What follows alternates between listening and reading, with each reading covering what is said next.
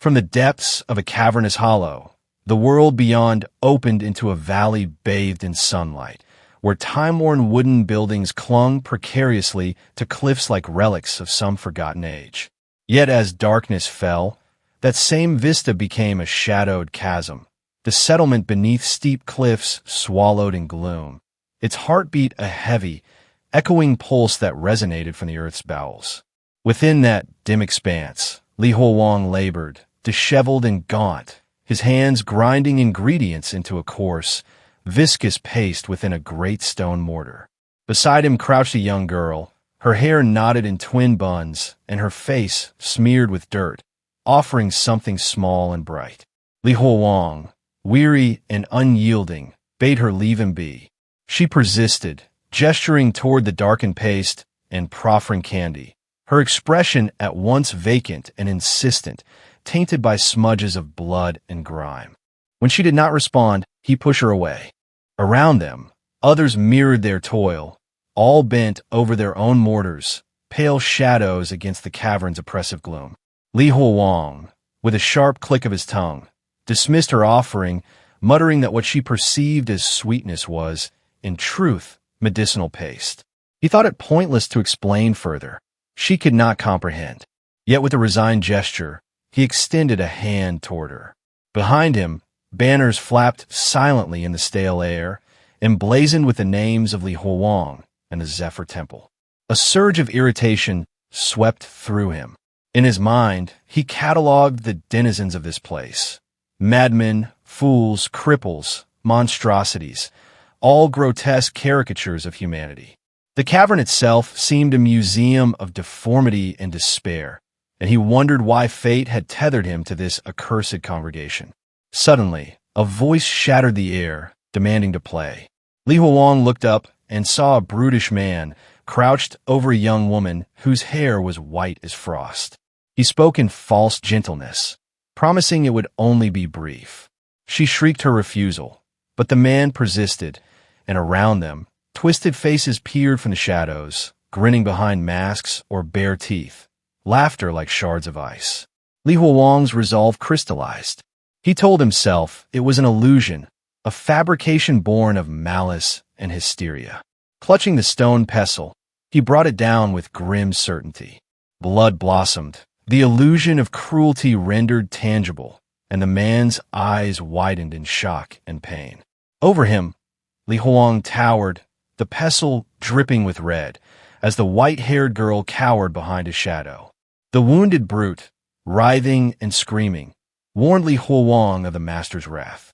But Li Huowang, unmoved, regarded the master as inconsequential, dismissing him with cold disdain. The man's disbelief lingered in the air, and for a moment the cavern fell silent, the spectators frozen in a tableau of fear and awe. A new figure appeared at the cave's threshold, clad in robes as white as moonlight, commanding them to cease their quarrel. He addressed Disciple Li and Disciple Wang, declaring that the master awaited them.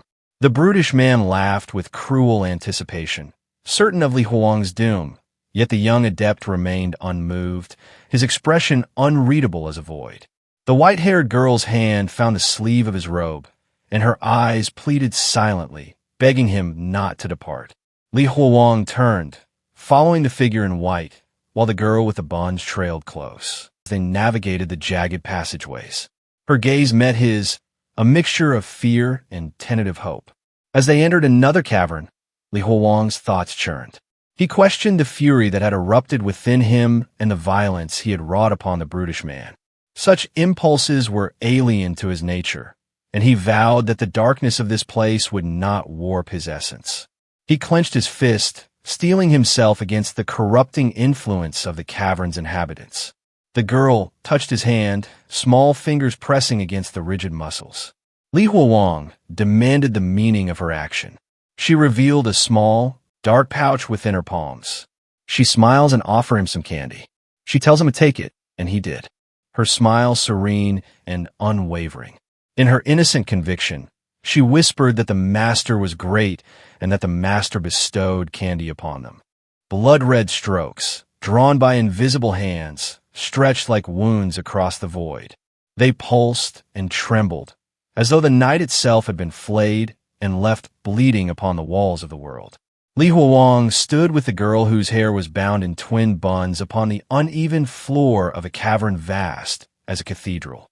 The rock beneath their feet glimmered faintly, suffused with an ominous crimson glow. The air thrummed with a low, sonorous vibration, part chant, part heartbeat, and its rhythm seeped into the bones. The girl clutched at his sleeve as they advanced toward a narrow stone bridge that spanned a pit of living fire. Below, molten energy swirled in hues of red and violet, rising in violent bursts that scorched the air. Beyond the bridge, a circular dais of black stone hovered above the inferno, its edges inscribed with sigils that pulsed like veins. Upon that dais sat a man in robes of deep green, his posture meditative, his form wreathed in the red haze that drenched the entire chamber. The girl's eyes widened with rapture. Her trembling hands folded as she beheld him, and, with the breathless devotion of a child before a god, she invoked her master. The meditating figure stirred. He lifted one hand in acknowledgement without turning. His voice, soft and languid, welcomed his beloved disciple. Then, as he turned, his features split and warped, the flesh pulling into an inhuman smile. His mouth opened too wide, revealing rows of jagged, interlocking teeth. He murmured that she had kept him waiting. The cavern's red light flared, and for an instant, he seemed winged, his green robes billowing like feathers of an unholy angel. The vision twisted. In a blur of impossible movement, he appeared behind the girl.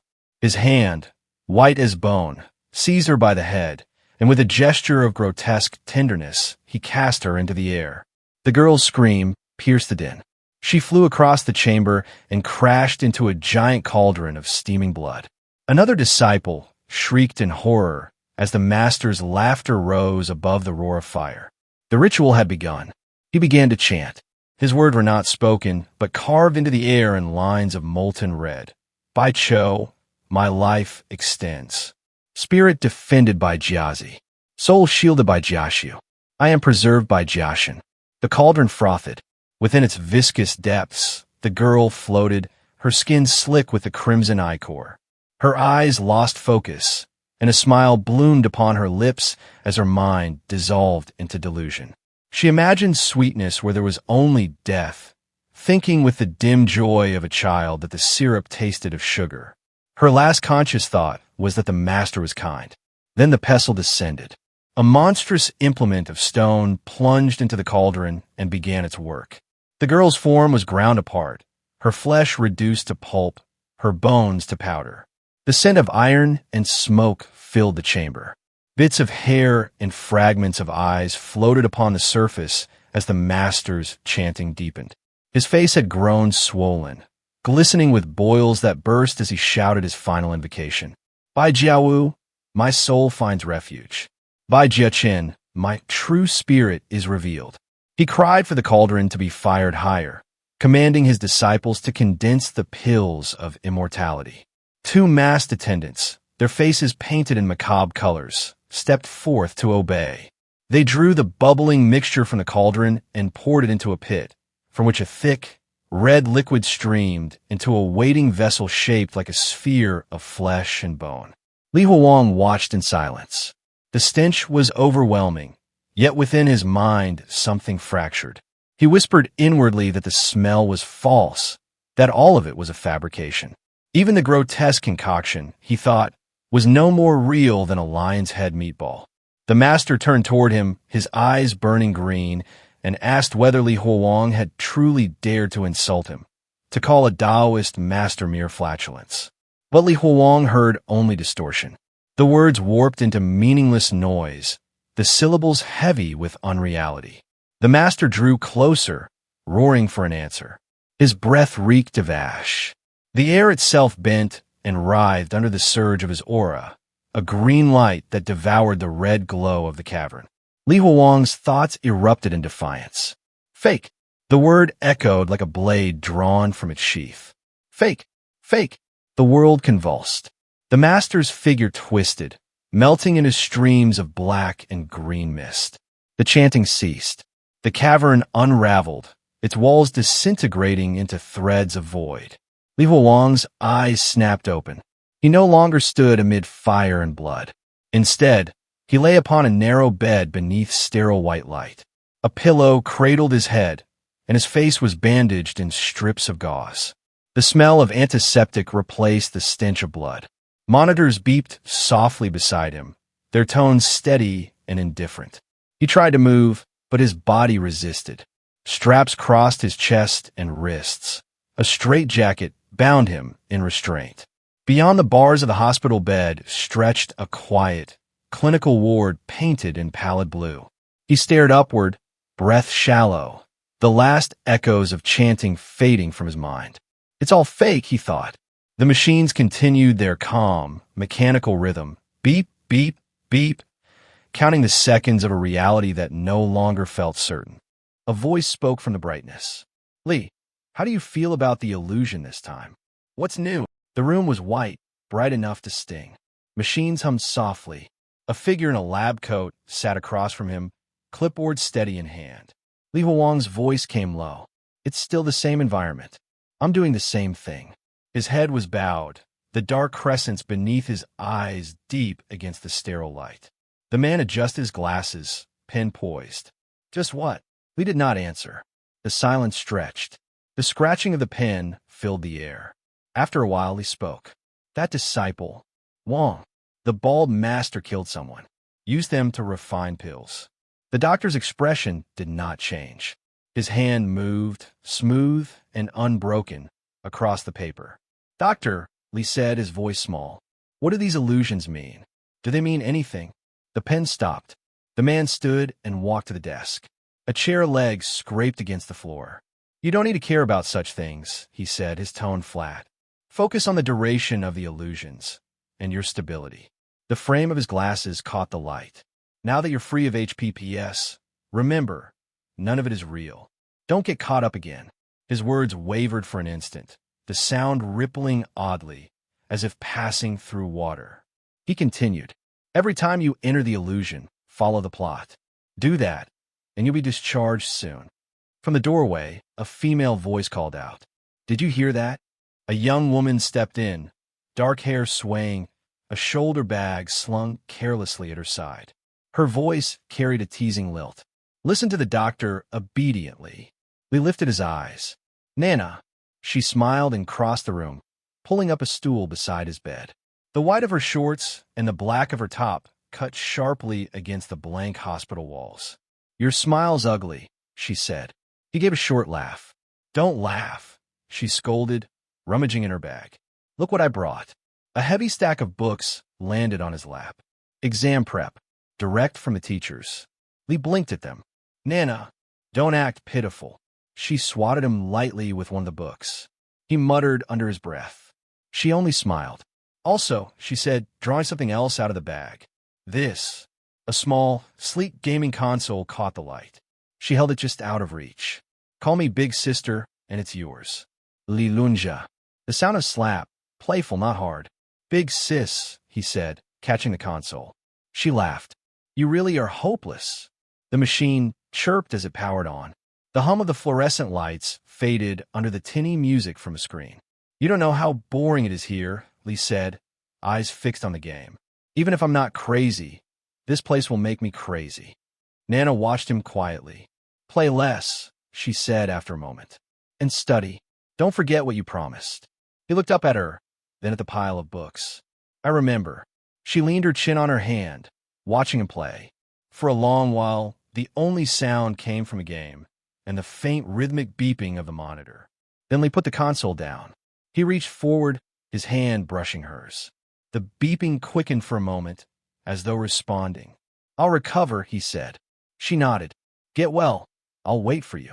In the hospital room, Yang Na stood with her bag, ready to leave. Li Huowang sat on his bed, watching her. It's getting late. Let me walk you to the gate of the hospital, he said. Okay, she replied. As he slipped into his slippers, the edges of the room distorted, colors splitting apart in a chromatic blur. The glitch deepened, bleeding red and purple hues across the walls. He froze, eyes wide, staring toward the bedside table. He muttered, stumbling back and clutching his head. The stone medicine pestle from his hallucinations flickered into existence upon the table, phasing in and out of reality. His gaze fixed on it, breath trembling. Then, as suddenly as it had appeared, it was gone. The room was ordinary once more. Yang now rushed forward, placing a hand on his shoulder. What's going on? Hold on, are you alright? He pressed his hands against his head, grimacing. Then, abruptly, he straightened and forced out a laugh. Did I scare you? He flashed a grin and raised a peace sign. Yang Na's cheeks flushed. Doing this kind of thing, still thinking your little child. She turned sharply to leave.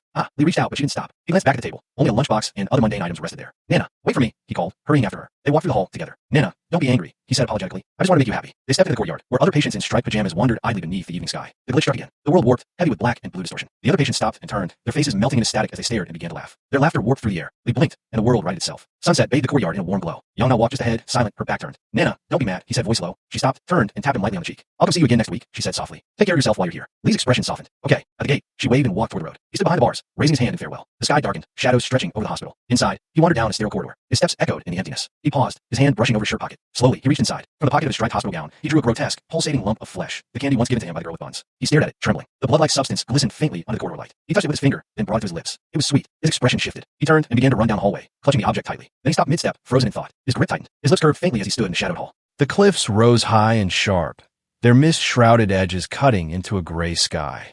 Below, in the shadow of the valley, stood a wide stone mortar darkened with dried residue. Around it gathered a group of ragged disciples, their faces hollow and unfocused. Li Huowang stood among them, his robe torn and stained. You guys, he muttered, stretching out his arms toward the group. Do you have any money? Gold, silver, jade pendants, anything. You can't spend it here anyway, so lend it to me for a while. The others stared back at him with blank eyes, their faces dull and expressionless. A quiet voice sounded from behind. Li, senior brother Li. He turned. The white-haired girl stood there, small and hesitant. Can you come over here for a second? She reached out, taking his hand gently, and led him away from the group, into a narrow cleft between the cavern walls. You, Li began, but she had already sat down upon the cold stone floor. She bent low, unfastening a small gold band from her ankle. Holding it out with both hands, she said softly, is it good enough, senior brother Li? He crouched before her and took the anklet from her palms. The metal caught the dim light, thin but heavy, its surface dulled with wear. It's pretty good, he said at last, tucking it carefully into his robe. Let me borrow this. I'll return it to you later. This candy cane is for you. It's edible and sweet. The girl's face softened. Thank you, senior brother Li. A mocking laugh broke the stillness. I was hoping for something worth looking at. The stitch-faced disciple emerged from the darkness, flanked by several others, their grins sharp and twisted. What are you two doing here? Before Li could respond, a new voice echoed from above. Why don't you get to work? The disciples froze. A figure stood upon a ledge, his robe neat and his posture straight. Whispers stirred. He's an inner disciple. Go, go, go, someone hissed. The group scattered, fleeing back to their tasks.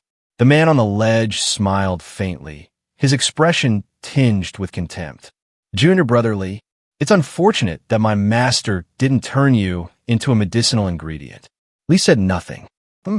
Get back to work, Xianyang snapped. The green glow of the jade pendant at his waist flickered in the dim light. If you ruin master's medicine again, he'll skin you alive. His words lingered as he turned away, the pendant swaying against his robe. Night came. The stars hung faintly above the cavern, their light weak against the mist. Li Huowang stood before a narrow stone doorway, carved into the cliff. Outside Xianyang Cave, he peered through the entrance. The chamber beyond was still and empty. Slowly, he exhaled, shoulders easing. He stepped forward, descending the rough stone steps. This jade pendant, he whispered, is now mine. A sudden flare of light swept across the passage. He stopped, retreating into the shadows as bright illumination spilled down the corridor. Footsteps followed, the measured rhythm of someone descending. Xianyang appeared upon the stairs, his features lit by the glow. His gaze fixed on Li Huowang, suspicion twisting across his face. Li Huowang, he said, his tone low and sharp. What are you doing here? Beneath the cliffs, deep within the cavern's hollow heart, Li Huowang stood unmoving. His eyes widened beneath the wavering torchlight. He breathed, astonished. Before him stood Xianyang, yet not the Xianyang he remembered. The man's pristine robes were gone, replaced by the coarse, tattered garb of a medicinal sacrifice. In his grasp burned a torch that sputtered weakly, its smoke crawling up the cavern walls. "Seen your brother, Xianyang?" Li Huowang's voice trembled. "Why are you wearing the clothes of a medicinal sacrifice?" Xianyang smirked faintly. "Well." The darkness behind him stirred. Figures emerged from the gloom, each bearing a torch, their faces pale and desperate. "Guess you're lucky this time," Xianyang said coldly. "Let's go." One of the escapees beckoned sharply. "Come with us and flee this hellhole. The gatekeeper's senior brother has already been dealt with." "Escape? So that's your plan?" A hand lashed out before the words were done. A disciple struck, but Xianyang's palm met his face with a sharp crack. Li Huowang twisted aside, avoiding the blow. "If you won't come, then die here," the man snarled. "We can't leave you alive to crawl back to that bald-headed freak."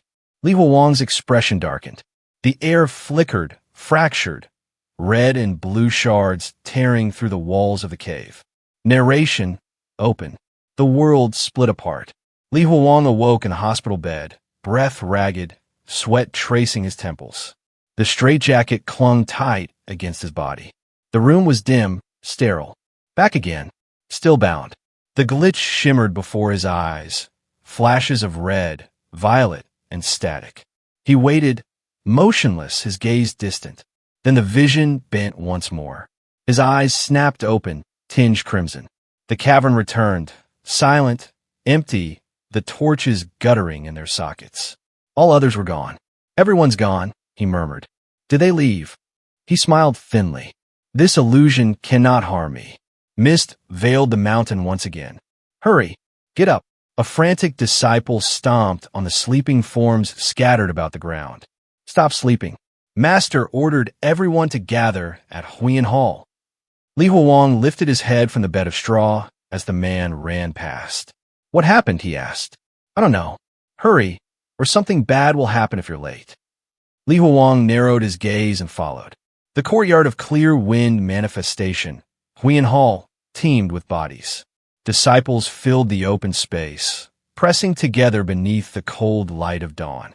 Atop the steps stood the master, his scarred face serene in its grotesquerie, eyes hollow with authority. "Everyone is here?" he asked. The crowd bowed as one. The master's voice rose, cutting the air like a blade. "Last night, at the third watch, some among you sought to flee. 2 of them were this Taoist's own personal disciples. The prisoners were dragged forth, bound and gagged. Among them was Xianyang, his face pale beneath the grime. They were thrown to the ground, trembling, broken. The master's expression curdled with wrath. This Taoist is heartbroken. The rules of our Shishan Donghua sect are clear. Merits shall be rewarded and faults punished. Therefore, his foot descended. Bone cracked. A head burst beneath his heel. A strangled cry escaped the captives. Red tendrils burst from the master's back, writhing through the air. They seized the captives, lifting them into the sky. His blackened nails formed a sign, his voice booming with frenzy. Open. The earth split apart. From the rift rose a churning vortex of darkness, tentacles slick and glistening with foul ichor. Gasps rippled through the crowd. Li Huowang stood among them, rigid and calm. The ground quaked beneath him. He told himself the world was illusion, that none of it was real. But then the void screamed.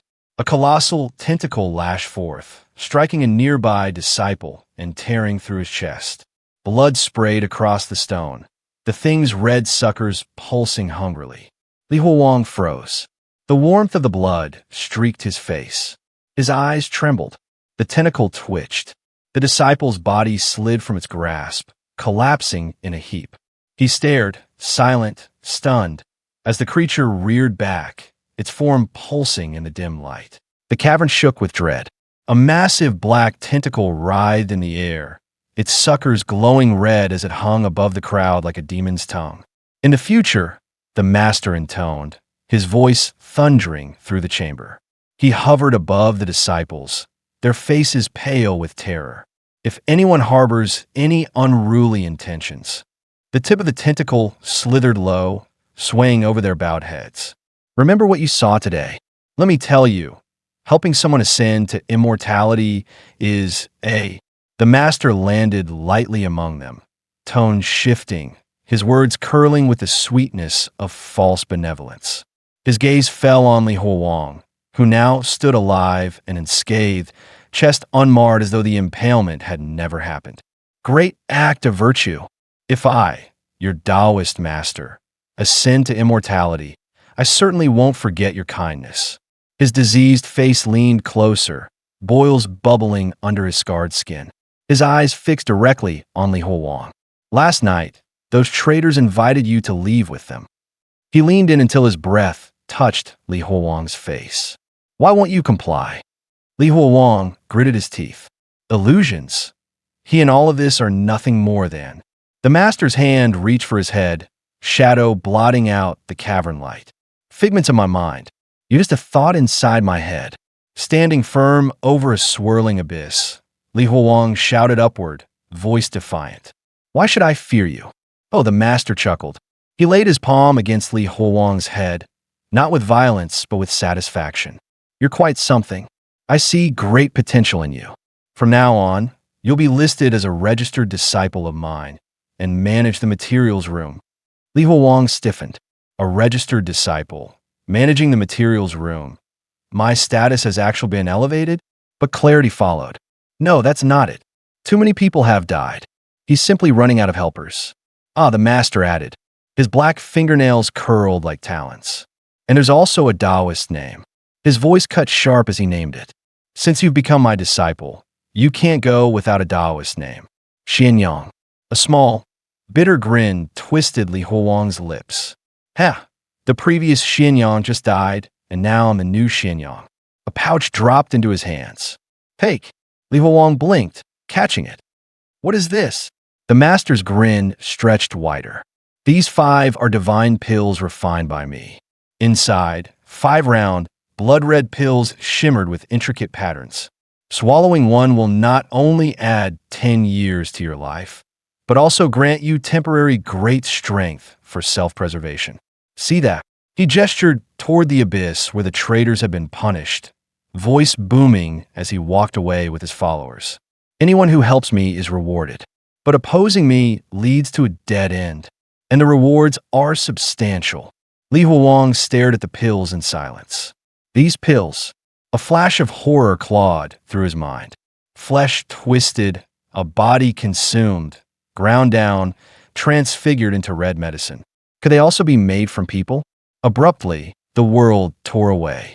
On a white hospital sheet lay the jade pendant, the gold anklet, and the pouch of pills. Li Huowang stared, heart pounding. I actually managed to smuggle all of this out. He sat on his bed, arms crossed, eyes heavy on the items before him. Now, I just have to verify the authenticity of the jade pendant and gold. His gaze shifted. The pouch of pills gleamed darkly. However, if the gold and jade are real, could these pills also be effective? Temptation clawed at him. He leaned closer, fear and desire mingling on his face. Should I try one? The door slammed open. Li Huowang. Yang Na burst inside in her school uniform, anger burning in her eyes. I skipped self-study, climbed over the wall, and snuck out to answer your call. This better be something. She marched forward, voice sharp. Important. If it's a prank, humph. Li Huowang rose calmly, pulling her gently inside. The curtains drew shut. Yeah. Li Huowang, she yelped alarmed. Why are you closing the curtains? The nurses can't hear us. It's fine, he said, pointing at the buzzing intercom. He unplugged it with a snap. They can't hear you. Go for it, little Li. Plug. Then, speaking into the dead intercom, he chided, Girls, could you not gossip so much? Focus your extra attention on the ICU instead. Nana blinked down at her hand. A jade pendant rested against her palm. What's this? She asked softly. Li Huowang's eyes bore into hers. His voice dropped low. Don't make a sound. Listen to me. Silence pressed in, heavy as stone. The sky outside shifted. Time passed.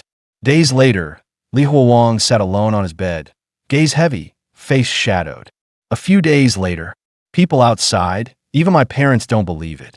Everyone else thinks I'm crazy. The sterile hospital room was quiet, the faint hum of fluorescent lights the only sound, until the intercom crackled to life. Xiao Li, your little girlfriend, is here to see you again. Li Huowang's eyes snapped open. Nana!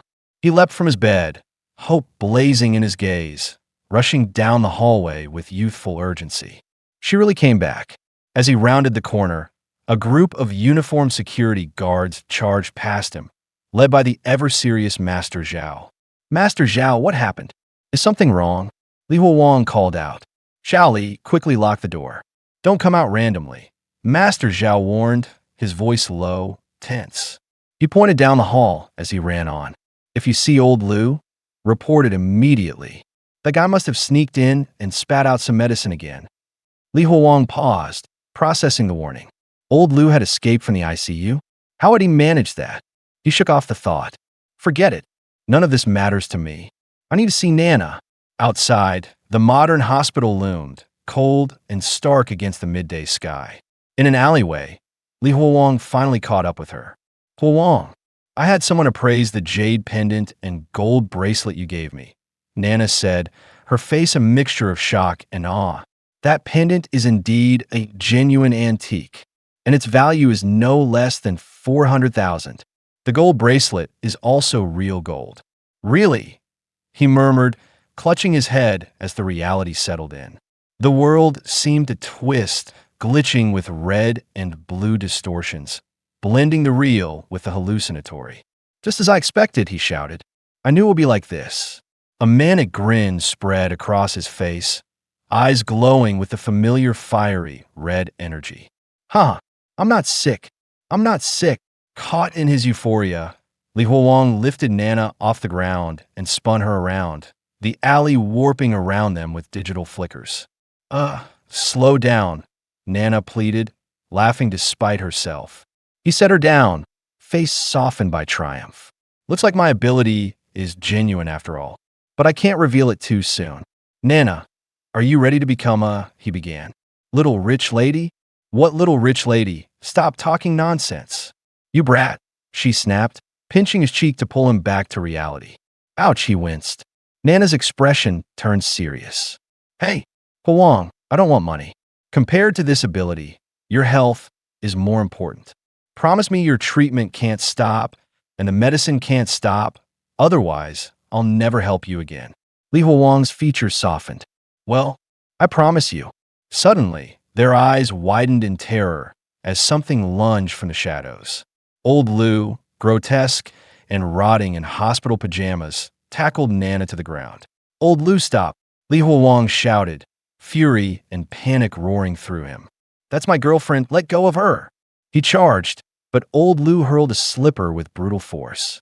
It struck Li Huowang squarely in the forehead, sending him staggering backward in a spray of blood. Li Huowang! Nana screamed as he collapsed, consciousness slipping away. Lying in a crimson pool, his eyes barely open, he muttered, Ah, Nana. In the recesses of his mind, the master's words echoed, the promise of divine pills. Not only will taking this increase your lifespan by 10 years, but it will also temporarily grant you the power of great strength to protect your life. With trembling hands, he seized one of the red pills. Nana's tear-filled eyes reflected his struggle as he placed it in his mouth. Li Huowang, her voice seemed to call through the flames of his inner world. He swallowed. The fiery red energy erupted around him with a violent, crackling force, sending waves of power through his body. Old Lu's eyes widened in disbelief as Li Huowang's gaze turned fully red. He grabbed Old Lu's arm with superhuman strength. This, the man gasped. With a sickening crunch, Li Huowang crushed Old Lu's hand, blood spraying everywhere.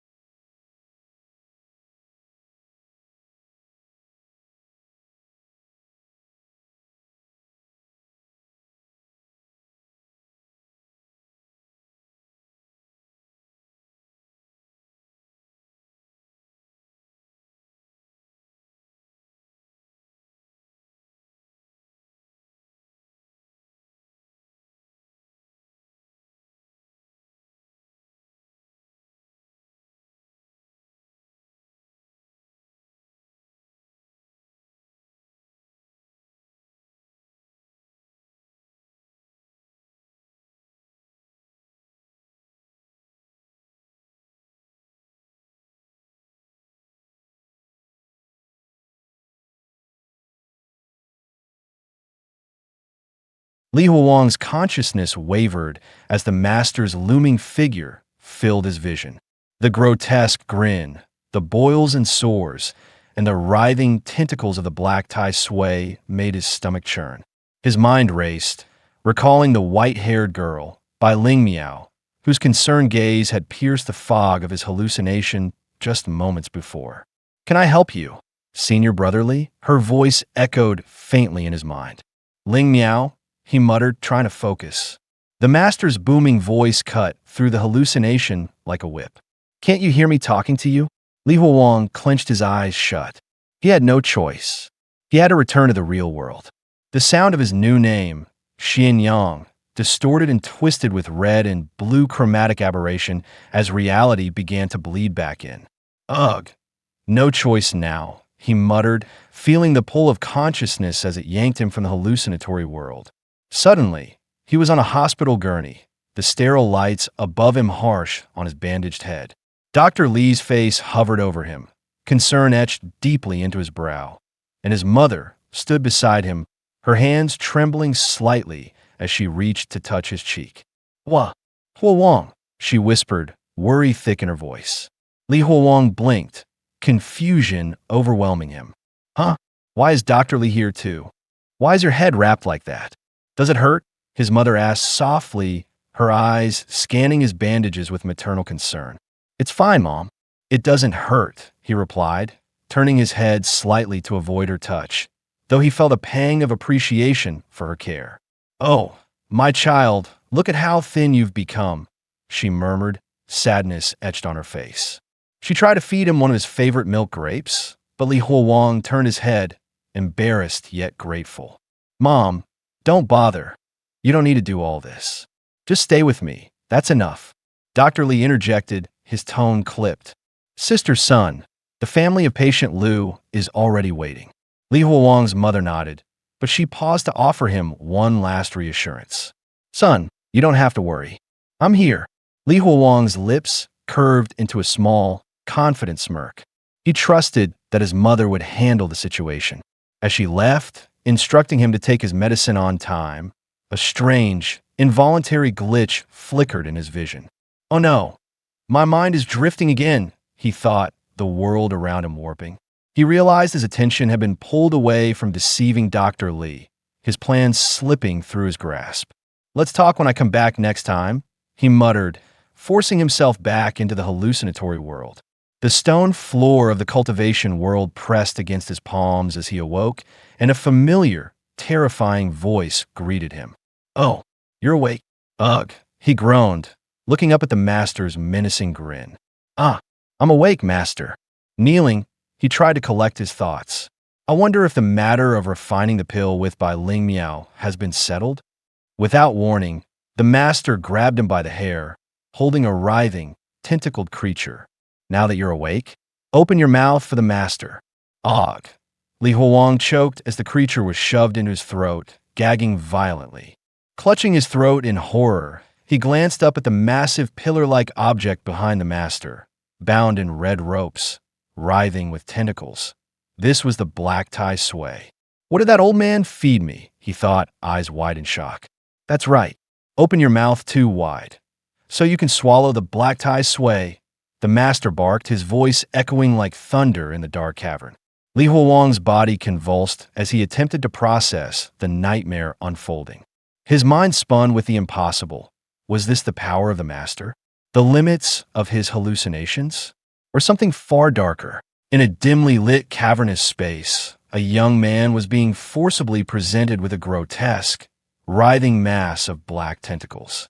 A calm, yet menacing voice explained that this black tie sway was a good thing, a cure that could suppress his hysteria if he would just swallow it. The young man, however, fought back with all his strength. He cried out that he would never eat the vile substance and vehemently denied that he was sick. Growing impatient with the resistance, the master summoned his two subordinates, Changming and Changren. They promptly acknowledged the command and subdued the struggling youth, pinning him to the ground with their swords.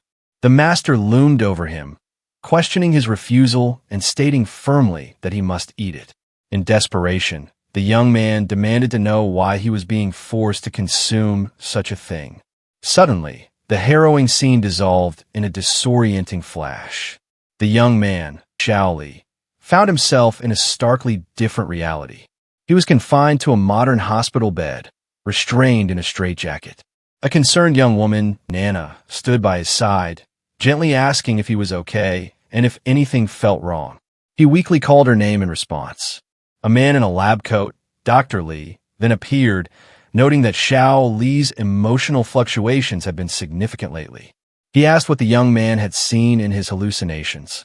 Acknowledging that he hadn't fully escaped them yet, Li pleaded with the doctor for any medicine that could grant him a temporary break.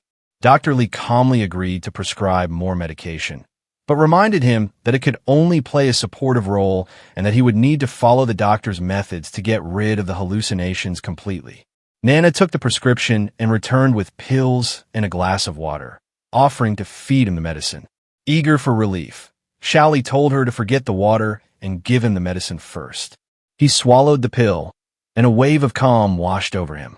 He felt safe, believing that as long as he took his medication, the hallucinations wouldn't appear. Nana, still worried, asked him what had scared him so much in his vision. He dismissed it as nothing, explaining that a person in the hallucination was just talking strangely, claiming he had hysteria and was feeding him something weird. He scoffed at the idea, reasoning that as a person from the modern world, there was no way the version of himself in the hallucination could be real. They were, he assured himself, just hallucinations. But his relief was short-lived.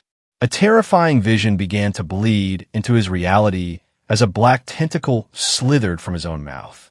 He saw the doctor's face twist into a nightmarish visage, erupting with the same writhing tendrils. Panic seized him. He couldn't understand why he was starting to hallucinate again right after taking his medicine. He tried to regain control by closing his eyes, convinced the visions would disappear when he opened them, but instead felt himself plunging into a dark, kaleidoscopic abyss. The sensation of falling ended as he found himself back in the gloomy cavern, kneeling before the master. The master chuckled mockingly, pointing out the irony that after insisting he wouldn't eat, he had almost swallowed his tormentor's hand. He condescendingly asked how the young man could still claim not to have hysteria after acting so erratically. As the master declared the hysteria gone and instructed him to return to the Qing Feng Temple at the start of every month for his medicine, a devastating realization crashed down upon the young man. Tears streamed down his face as he looked at the bleak surroundings in utter despair, whispering to himself how this could be possible. He was forced to confront a horrifying question. Could it be that this nightmarish place was the real one? In that moment, the reality he knew, his life, his friends, the modern world, shattered like a mirror, the fragments reflecting a life that was now exposed as a cruel illusion. Overwhelmed with disgust and disbelief, the young man, Li, choked on the slimy mass being forced down his throat. He cried out that it was impossible, insisting that Nana was not an illusion. With a final, violent heave, he retched, vomiting the foul black substance onto the ground. As he collapsed, his tormented mind conjured a vision. An ethereal, glowing white figure of a woman appeared before him, whispering his name, Huowang. Overjoyed and weeping with relief, he cried out Nana's name, ecstatic that she hadn't left him. He reached for her desperately, but her form dissolved into motes of light, leaving him alone in the darkness. He screamed her name again, his hope shattering into anguish. Why was he in this cursed place? Why wouldn't this illness let go of him? The despair sent his thoughts spiraling back to a different time, a memory of a desolate landscape where men were forced into hard labor, grinding stones.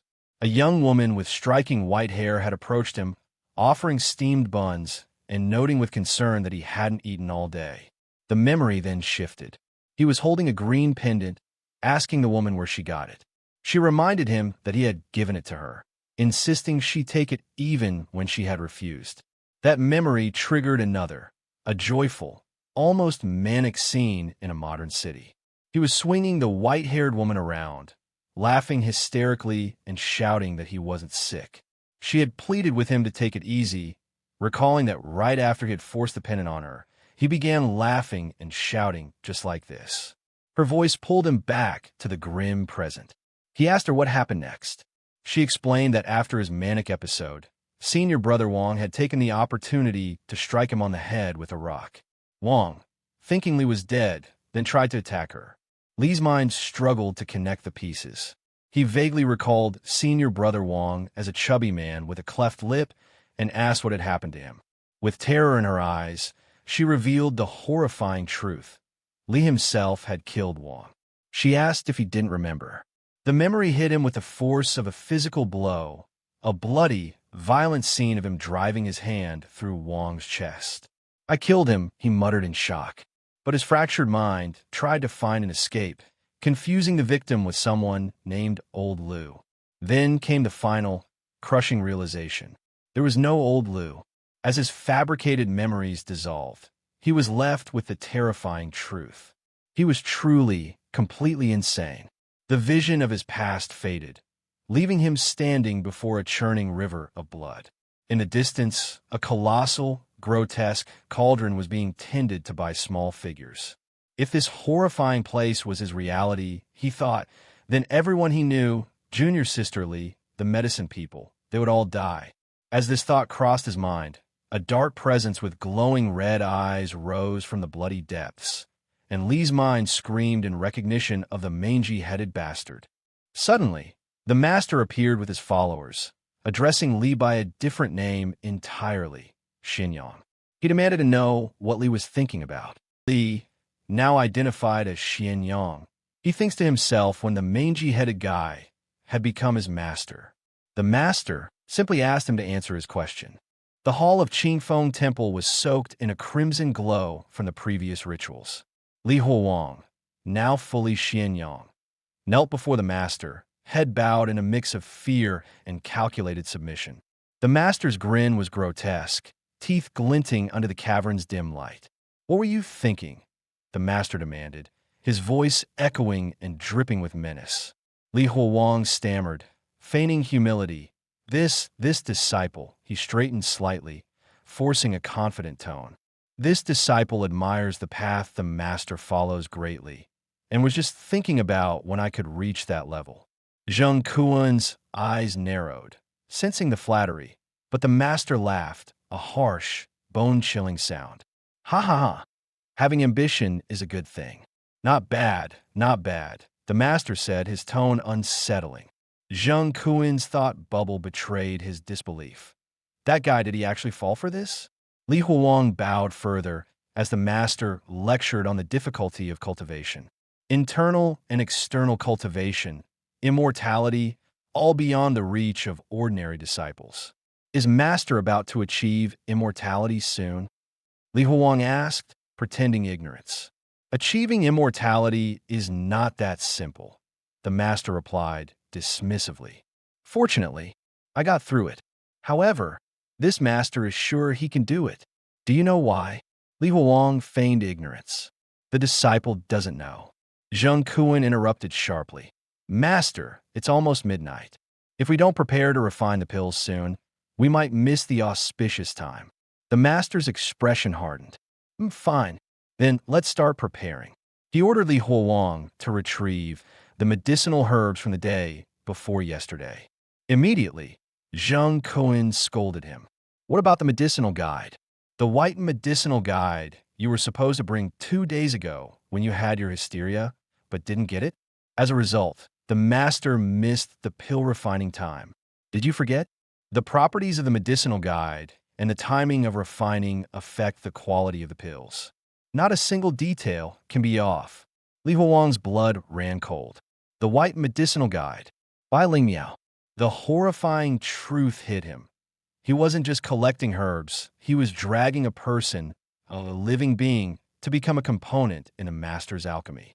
He moved through the temple corridors toward the materials room. Ragged disciples cowered at the corners, whispers of fear escaping their lips. We can't escape. Everyone will die here. Again, he has come again, another murmured. Li Huowang approached Bai Ling Miao, kneeling and resigned. Bai Ling Miao, come with me, he ordered grimly. Yes, she replied softly, her voice a fragile thread of submission. Tears streaked her pale face. Senior Brotherly, if you manage to make it out alive, could you deliver a message to my family? My parents live at the foot of Nioshin Mountain in Liang country. Just tell them. She choked back sobs, unable to continue. Their daughter is unfilial, and she's unable to take care of them in their old age or send them off at the end. Li Huowang's expression hardened. I can't help with that. Your time is running out. He drew his sword, a mask of grim determination on his face. Now come with me. Bai Ling Miao's eyes widened in shock and betrayal. Senior Brotherly? Li Huowang grasped her arm, dragging her through the temple. Master, I've brought the medicinal guide, he announced, his voice cold. The master's grotesque smile widened, satisfaction gleaming in his eyes. Hee, Xinyang, well done. My good disciple, come over here. Turquoise energy swirled around the master as he beckoned. Li Huowang approached, outwardly obedient but inwardly calculating, knowing the stakes had escalated beyond simple survival. The master's cavernous hall was soaked in a turquoise glow. His grotesque grin spread wider than ever, a mask of delight twisted with cruelty. Good disciple, come here, he called, beckoning with a clawed hand. Before Li Huowang could move, the master seized Bai Ling Miao, turquoise energy swirling violently around her. She let out a sharp cry, the master disappointed as blood drips from her leg. How unfortunate, the master muttered, examining her injury. Why did you have to fall at this moment? The medicinal properties have completely changed. Xinyang, take this medicinal guide back. Li Huowang forced himself to comply. Yes, master, he said, concealing his rage. Sitting alone for a moment, he clenched his fists. It's done. Next, I just need to take Bai Ling Miao out of here. But the master wasn't finished. Wait a minute, Xianyang. Since this medicinal guide won't work, go get another one. I remember there's another white medicinal guide. Go quickly and come back fast. Don't delay my alchemy time. Li Huowang's heart sank. Another one, another person's life. A flashback to the material room haunted him. Another disciple begging for their life. Bai Ling Miao's voice, trembling in his memory. Please. I didn't save Bai Ling Miao. The horrifying truth of the sect's cruelty pressed down on him. Back in the present, the master, bloodied and grotesque, invited Li Huowang to witness his alchemy. Aren't you aspiring to the path of alchemy? Come here, take a look. Li Huowang's mind raced. As long as that scoundrel keeps making elixirs, I won't be able to save anyone. Tomorrow, and the day after, there will still be medicinal guides dying here. I can't become his accomplice. A glowing red pill formed in the fiery furnace. The master presented it to Li Huowang as a reward. Right. The other disciples aren't as studious as you. This pill is for you. Li Huowang's thoughts were sharp, calculating. There's only one way. It can save me. It can save those medicinal guides. Thank you, master, for the pill, he said, masking his intent. Good disciple. Eat while it's hot, the master encouraged. Li Huowang's resolve hardened. Kill him. He swallowed the pill, but almost immediately felt the effects. Pain seared his body, white smoky energy pouring from his chest. So hot, so hot. He gasped, struggling to maintain composure. The master dismissed him with a wave. Xinyang, go back and rest. This medicine is very potent. It will take some time to fully absorb. Li Huowang stumbled to a secluded cavern, collapsing as smoke rose from his body. His hand glowed white-hot against the cave wall, and with a violent explosion, the stone shattered. Li Huowang's muscles bulged, veins popping as power coursed through him. I took a pill made from humans, but just by taking one, I gained this kind of transformative power. Panting, steam rising from his body, he realized the true scope of his strength. That scoundrel who's taken countless pills. How should I kill him? Bai Ling Miao approached, gently touching his scarred arm. Senior Brotherly, are you all right? He turned to her, lost for words. She offered what little comfort she could. Senior brother, you don't need to blame yourself. You're also powerless. For a moment, silence fell between them. Then she took his hand, eyes wide and asked, "Senior Brother Li, are you planning to go against Master?" Clench. The tension was palpable. Li Huowang's eyes met hers, his intentions laid bare without a word. In the cultivation world, Li Huowang, in his transformed state, pressed by Ling Miao against a cave wall and covered her mouth, whispering harshly that the master might discover what was happening. Bai Ling Miao responded calmly, asking if he had moved there because of her, and reassured him that it was fine, mentioning that today was the day Old Master Yu returned to the market. Li Huowang asked who Old Master Yu was, and Bai Ling Miao explained that the master could not hear them at that moment. Other disciples in the cavern watched Li Huowang with fear and suspicion, whispering among themselves whether he intended to capture more medicinal guides and expressing that they were doomed. Li Huowang realized that everyone now regarded him as the master's accomplice. Deciding that privacy was necessary, he led Bai Ling Miao away. Goa, the ragged disciple, watched them leave nervously, scratching his neck. Once in a secluded spot, Li Huowang requested Bai Ling Miao to explain what she had meant earlier about Old Master Yu. Bai Ling Miao explained that Old Master Yu was something intangible, something Li Huowang could not see or touch. She recounted a lesson from her grandfather, explaining that only high-level practitioners could summon Old Master Yu, and that he went to the market on the 1st and 15th of every month. Li Huowang considered this information carefully, realizing that during those days, the bald-headed master could not monitor the entire Qingfeng temple, which was significant intelligence for their plans. Bai Ling Miao then asked Li Huowang whether he truly intended to go against the master. Li Huowang confirmed with intense rage that he wished he could eat the master's flesh and drink his blood. Bai Ling Miao resolved to join him, and Guo stepped forward, offering his assistance as well, introducing himself formally as a disciple without a prominent background, presenting bread to them respectfully.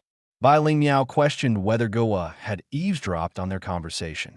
Guo denied it, explaining that he merely sought protection from Li Huowang and had coincidentally heard her words. Bai Ling Miao remained unconvinced, asking if his admiration for Li Huowang was enough to trust him.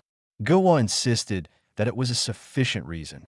Li Huowang scrutinized Guo, asking if he feared him, and Guo admitted he did not, reasoning that Li Huowang's actions had been unavoidable. Satisfied, Li Huowang allowed Guo to join, warning him not to regret it. Guo glanced away nervously, and Li Huowang narrated that in the following days, he continued searching for a way to kill Dan Yangzi, aware that it was nearly impossible with only himself and his two allies. Li Huowang reflected that he moved the medicinal guides from the storage room to the alchemy room one by one, recalling their last words in his heart, until the 8th medicinal guide had been accounted for. At the alchemy site, Li Huowang informed the master that the medicinal guide was ready. The master acknowledged it and turned to Li Huowang with a pleased expression, telling him that he had been doing well. Since Li Huowang wanted to learn alchemy, the master decided to teach him the formula for blood-nourishing pills, emphasizing that it should not be underestimated despite its simplicity, as it was a celestial method from the heavenly scriptures. The master raised a finger with a crazed glint in his eyes, while Zheng Kuan and Li Huowang observed. In the cultivation world's alchemy room, the master recited a formula to Li Huowang, instructing him to remember 20 taels of human elixir and half a caddy of balsam seed. Li Huowang worried that he needed something to write it down on, instructing him to use 24 taels of sunrise stones, to light the oven at 3 in the morning, take a bath at the correct time, and silently illuminate it with his eyes. He then gave a series of strange, ritualistic instructions to use one's breath to brag, spirit to fumigate, raise the heat slowly with a gentle flame, and to turn on the furnace at 4 in the morning, finishing with the instruction to breathe out. With no other materials to record the formula, Li Huowang spread his robe on the ground and began writing on it with a piece of charcoal. He respectfully informed the master that he would record the formula on his robe. The master stopped and looked down at him, his expression unreadable. Li Huowang then held up the robe, asking the master to check if he had missed anything. Suddenly, the master kicked the robe, slapping it into Li Huowang's face. Li Huowang was sent flying The master stood over him, his face contorted with rage, wondering why this maniac had suddenly hit him in the face. Li Huowang lay on the ground with a trickle of blood from his nose, leaving Li Huowang baffled, realizing the master seemed more concerned with the fact that he was writing the recipe than the content itself. A sudden realization struck Li Huowang. He recalled that during morning classes, there had been no scriptures, and he had never seen any calligraphy or paintings in Qingfeng Temple. It dawned on him that any knowledge was passed on orally, which meant that the master could not read. This opened a new line of questioning. If the master was illiterate, who read the heavenly book he had mentioned? While Li Huowang processed this, Zheng Kuan approached him, remarking that he had not expected this. He noted with sarcasm that the master seemed willing to pass the formula in the heavenly book to Li Huowang, and that he appeared happy to be coaxed by him. Li Huowang got to his knees, playing the part of a humble junior disciple, claiming that it was the master's plan to value him. He continued, suggesting that even if the master revealed all the immortal laws in the heavenly book, Zheng Kuan would be unable to control it, and asked him to step aside so he could assist the master with the ingredients. Zheng Kuan responded with jealousy and aggression, blasting Li Huowang with a powerful wave of golden energy. Zheng Kuan, enraged, demanded to know who Li Huowang thought he was, complaining that the master had not shared the immortality technique with him. Seething, accusing him of using the master to suppress him when he had himself been chased by the master. Li Huowang, though injured, smirked and taunted Zheng Kuan, questioning why, after following the master for so long, he had not been taught the techniques to become immortal. Enraged further, Zheng Kuan gathered golden energy and unleashed a powerful blast, shattering the surrounding rocks. Xian Yuan appeared, standing over Li Huowang's injured body, scolding him for disobedience. He reminded Li Huowang that if he had not taken the master's elixir, he would already be dead, and warned him to respect Zheng Kuan. Li Huowang coughed weakly. Li Huowang explained that if more disciples died, they would be unable to maintain the place, and that the master was watching from aside. Li Huowang noticed a critical detail in Xian Yuan's words. Xian Yuan, a longtime disciple, had never heard of old Master Yu. Li Huowang realized that the day he and his group had escaped was not the 1st or 15th day of a lunar month, and that inner disciples like Zheng Kuan had not been taught the art of becoming immortal by Li Zitu. It seemed that no one in the master's group truly believed in the existence of old Master Yu. Xian Yuan was confused by Li Huowang's sudden strange behavior, questioning why he was acting crazy again after receiving the master's medicine. A terrifying, blood-streaked, triumphant grin spread across Li Huowang's face as he understood the truth. He had found the breakthrough point. Li Huowang recalled the opportunity he had taken during another conflict with Zheng Kuan to reveal the news about Master Yu to him. Observing Zheng Kuan's suspicious expression, he sensed that something was about to happen. Li Huowang continued watching him secretly, noticing that Zheng Kuan continued his training methodically as usual. Just as Li Huowang wondered if he had misjudged him and if Zheng Kuan was perhaps not as greedy as he had thought, a month later, on February 15th, Li Zitu began refining pills. However, Zheng Kuan did not go to Jinni Hall to practice as usual. From a distance, Li Huowang watched as Zheng Kuan stood outside the master's residence at Qingfeng Temple, the door slightly ajar. He noted that Zheng Kuan had likely sent someone else inside to investigate. Zheng Kuan looked around cautiously, unaware that he was being observed. Li Huowang realized with some doubt that it was indeed him. A registered disciple, Xian Yin, emerged from the residence. Zheng Kuan and Xian Yin then conferred and performed a ritual using a talisman, creating a swirling field of iridescent energy that floated up and away from the residence.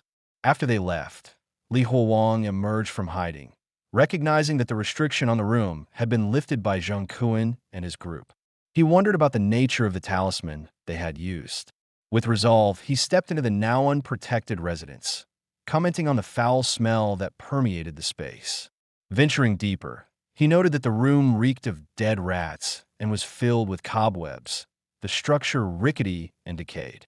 As Li Huowang's eyes adjusted to the darkness, he discovered a large stone tablet covered in strange writing. He deduced that this must be the heavenly scripture mentioned by Li Huowang, though the characters were difficult to read. From this, he realized that the scripture was clearly a sutra with no alchemy methods written on it, and he questioned how Li Huowang could refine pills using it. Suddenly, a swirling purple portal opened behind him. A voice demanded whether he was in cahoots with someone from earlier, warning him not to move. From the portal emerged a bizarre, doll-like girl in a stitched smile, her head perched atop an ornate porcelain vase. She claimed that all she had to do was shake her bells, and her father would come back immediately.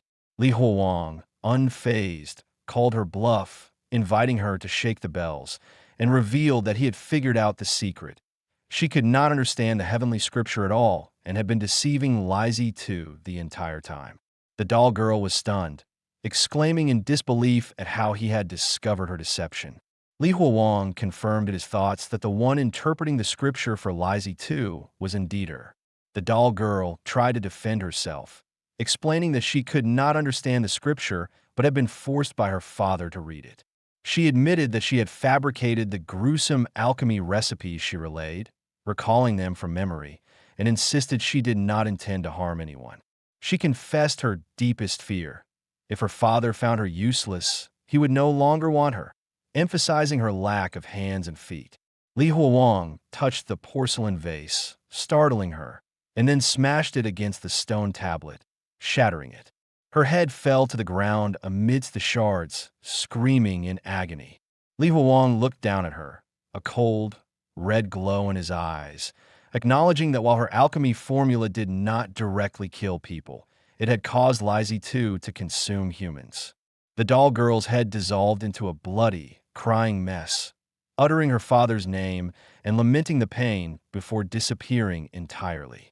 The dark, smoky alchemy room reeked of blood and burning herbs. The master stood in the shadows, his presence alone enough to suffocate the gathered disciples who huddled beneath the towering, pillar-like structures. He stepped forward, and Li Huowang, watching intently, thought grimly to himself that the moment had come. The master lifted the bloody, severed head with his face twisted in fury. He demanded to know who had dared to break into his house while he was refining elixirs. Li Huowang stood silently in the crowd, a dark aura hanging over him. Softly, he muttered, acknowledging inwardly that the accusation was meant for him. The master's gaze swept across the room. No one dared to answer, and so he declared that if no one would reply, then he would question each of them one by one. He leapt down from his place and confronted Changming and Changren, the two disciples assigned to guard duty. He demanded to know what they had been doing while he worked on the elixir. Terrified, the pair stammered out an answer, insisting that they had been guarding the gate of Qingfeng Temple exactly as instructed. Fear distorted their forms, and their voices wavered. Changming began haltingly, and Changren echoed nervously after him. Finally, they finished together, insisting they had not dared to be careless. The master's silence weighed over them like a blade. His eyes then fell upon Xian Yuan. Immediately, Xian Yuan broke down, babbling incoherently as he tried to address the master. Li Huowang, watching this exchange, realized grimly that his own turn would be next. Around him, the other disciples trembled, their bodies visibly shaking. At last, the master's gaze landed on him. "Xianyang," he said. The grotesque figure loomed over him, long black fingernails gleaming in the dim light as his twisted face filled the space. He demanded to know where Li Huowang had gone after delivering the medicine earlier that day. Though fresh scars still marked his face and the weight of the master's aura pressed heavily on him, Li Huowang kept his composure. He replied that he had gone to the warehouse to prepare the elixir materials the master would require for the next refinement. Even as he spoke calmly, he thought to himself that this suffocating sense of oppression explained why all the others trembled so badly under questioning. The master then turned to the other disciples who had been assigned to the warehouse and asked them directly if they had seen Xianyang there. The entire group fell silent. The stillness was so absolute it seemed that the single character for silence, Jing, had descended into the air itself. Slowly raising his long, black claws, the master told them to think carefully before answering. If anyone could help him identify the intruder, he promised not only to send them home, but even to pay their fare. Just as the temptation reached its peak, Bai Ling Miao spoke. Her voice trembled, but carried through the silence. She stepped forward, sweat dripping down her brow, and declared that senior brother Li had indeed been with them at that time. She said she could vouch for him. The master stared at her intently, his expression unreadable. Then he asked her directly if she truly meant to vouch for him. Without waiting for her to speak further, he turned back to the rest of the group and demanded their accounts. Suddenly, Guo raised his hand and stepped forward. His voice rang out with false eagerness as he declared that he would tell the truth. Pointing straight at Li Huowang, he accused him, saying that Xianyang had not come to the warehouse even once that day. The betrayal struck like a blade. Guo's face twisted into a smug grin, while Bai Ling Miao's expression froze in horror at his words. The tension in the room coiled tighter, a web of suspicion and dread. The master's grotesque form towered over them. Zhang Kuin's calculating eyes glimmered from the shadows, and Li Huowang stood at the center of it all, his fate tangled with theirs by Guo's treacherous accusation. The master remained standing over the severed head, a dark, shadowy aura radiating outward, his interrogation pressing down on them all like a storm that had only just begun. Guo knelt before the master, his hands clasped together in a pleading gesture. He begged desperately, asking if, now that he had helped the master find the culprit, he could finally go home. The master, wreathed in a hellish red aura, the master crushed the head in his hand and bellowed at him. His furious voice cut through the chamber like a blade. Nonsense. He then pointed out the fatal flaw in Guo's accusation. He declared that the morning's medicinal primer had been delivered personally by Xianyang. If Xianyang had never gone to the supply room, then where had he obtained the primer? His words dripped with menace as he asked Guo if he was seeking death. Terrified, Guo collapsed onto his knees as the master's bloody sword hovered above him. He wept and kowtowed frantically, admitting his greed. He confessed that he had lied out of selfish desire and begged for forgiveness. The master only watched in silence. Then his gaze shifted to another disciple in the crowd, a mustached figure. The master's voice growled like a monstrous echo, reminding the assembly that when Xianyang had just been falsely accused, this disciple had been laughing. His demonic form loomed, eyes glowing red, claws stretching wide as he demanded an answer. What? Does Xianyang being falsely accused make you that happy? The master's voice rang like a curse as he called the disciple by name. Xianin. Exposed, Xianin fell to his knees, trembling uncontrollably.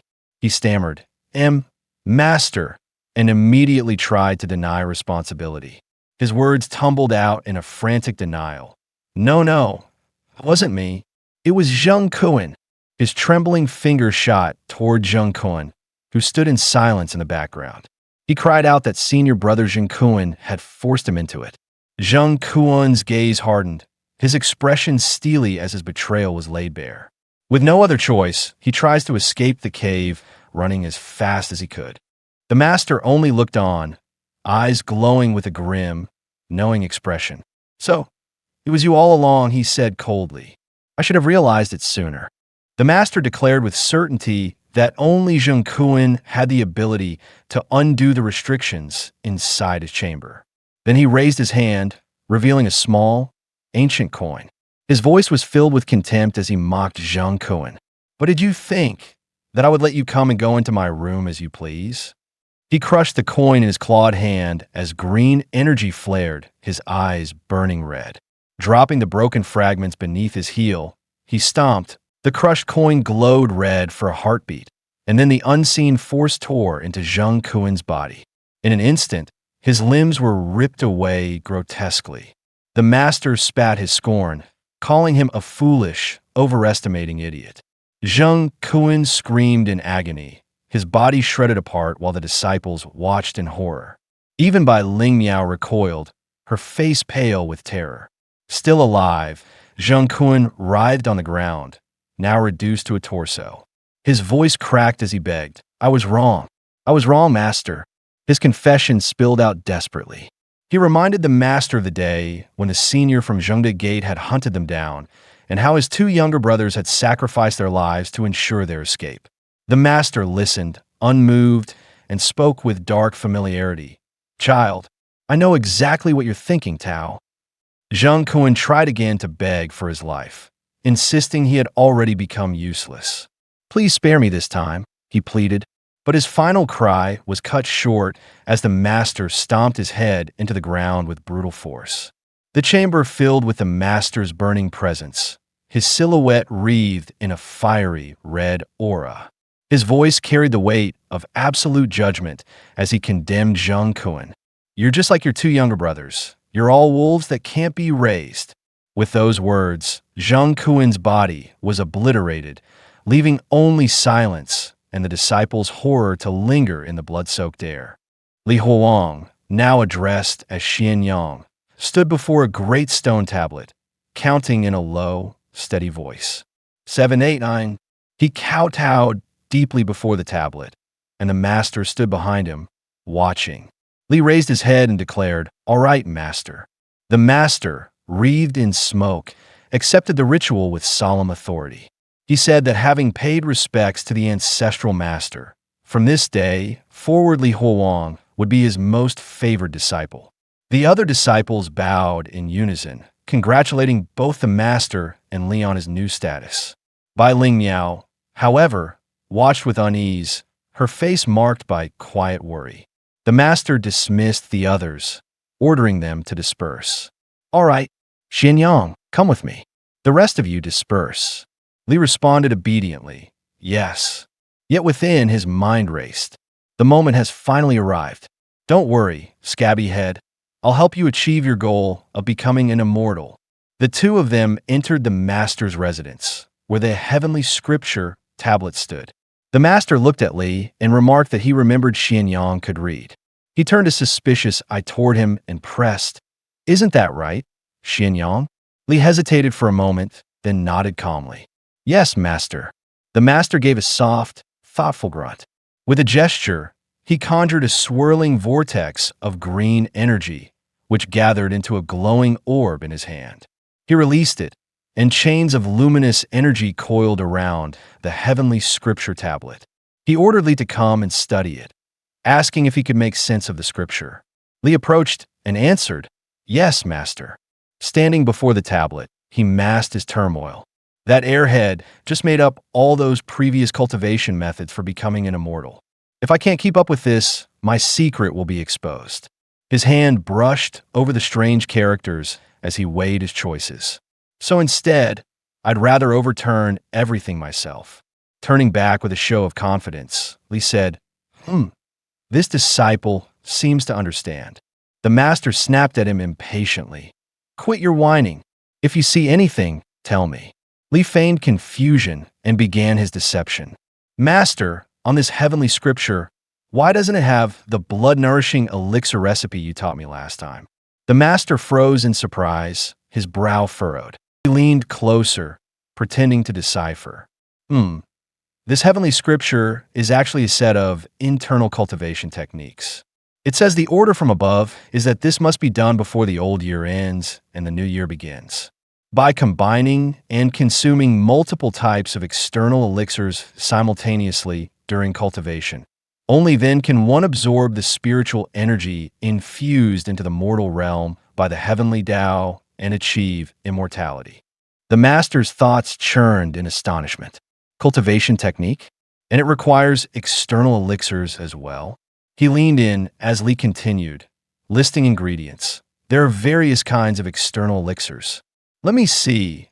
This one needs 2 liang and 4 qian of cinnabar, 1 qian of white silver, 1 liang, and 2 qian of arsenic." And he paused before delivering the final, crucial piece. "1 Mr. Yu, to refine his soul." The master blinked and demanded, "What kind of medicinal ingredient is this, Mr. Yu?" His voice faltered as he was struck by sudden realization. He muttered, "No wonder No wonder the vase girl said this heavenly scripture keeps changing, that it's impossible to memorize it. No wonder I haven't become an immortal even after all this time. Clutching his head, his eyes burned with red fury as the truth dawned on him. She's been deceiving this Taoist all along. Serves her right. His fiery gaze snapped to Li. Suspicion once again sharpened. Kid, that little girl managed to deceive me. Don't tell me you're planning to do the same. Li straightened and projected utter devotion. Master, this is the way to become an immortal. How could I possibly deceive you? He spread his arms wide, voice swelling with passion. I also wish to become an immortal. The master studied him, then placed a hand on his shoulder, a sinister smile twisting his features. Good. First explain this cultivation technique to me. Let's wait until I, your master, have mastered this before refining any more external elixirs. His red eyes glimmering in the shadows. This time, we, master and disciple, let's ascend to immortality together. Li Huowang bowed low in assent. Yes, master. In a cavern deep within the cultivation world, Li walked alone, torchlight spilling across jagged stone. His mind replayed the earlier deception. Fortunately, I have read a lot of novels. Otherwise, the set of techniques I created today would definitely have been recognized as false by the leper. Determination hardened his expression as he pressed forward. From the darkness ahead, a mass of disciples emerged, each holding torches. Bai Ling Miao led them, and their voices carried reverence. Senior brother Li paused in surprise. You? He reassured them with a confident smile. Rest assured, now that I'm back safely, the promise I made to you to run away will naturally be fulfilled. You can go home soon. The disciples' eyes lit with hope. One cried out, Senior brother Li, you're our new parent. Led by Gua, they dropped to their knees, kowtowing before him. Li raised his hands quickly. What are you doing? If it wasn't for the help of all of you at the Jingyi Hall today, I'd be finished. Do I have to bow to you? Inwardly, he reflected, who would have thought that, in this strange world, I would actually become companions with these strange-looking guys? Accepting the role they placed upon him, Li lifted his torch high. Everyone, I have something to ask for your help with. This is related to whether we can successfully escape from this Qingfeng temple. Bai Ling Miao, her voice tinged with worry, asked, What's wrong, Senior brotherly? Li began to gather intelligence. Do you know any other rumors or stories? Bai Ling Miao answered, A legend like Grandpa you? She then shared a memory. Besides Master you, I've heard Grandpa talk about an evil thing. That thing is called Big Grandma. They came before a massive gate sealed with red charms, looming over a pool of dark, murky water. Li studied it and thought, this grandma doesn't seem to be anything special. Bai Ling Miao hushed him quickly, finger to her lips. Brotherly, keep your voice down, or grandma will hear you. She's really an evil thing. Firstly, its appearance in front of everyone is different. She described what she knew. Some said it looked like a monstrous woman with long, rabbit-like ears. Others said it resembled a dead elder. Another vision rose, of a reptilian beast with a forked red tongue. And, Bai whispered, if we often say grandma, Li tested her words. What would happen? Bai Ling Miao said aloud, Grandma, she explained, will ride on you and me.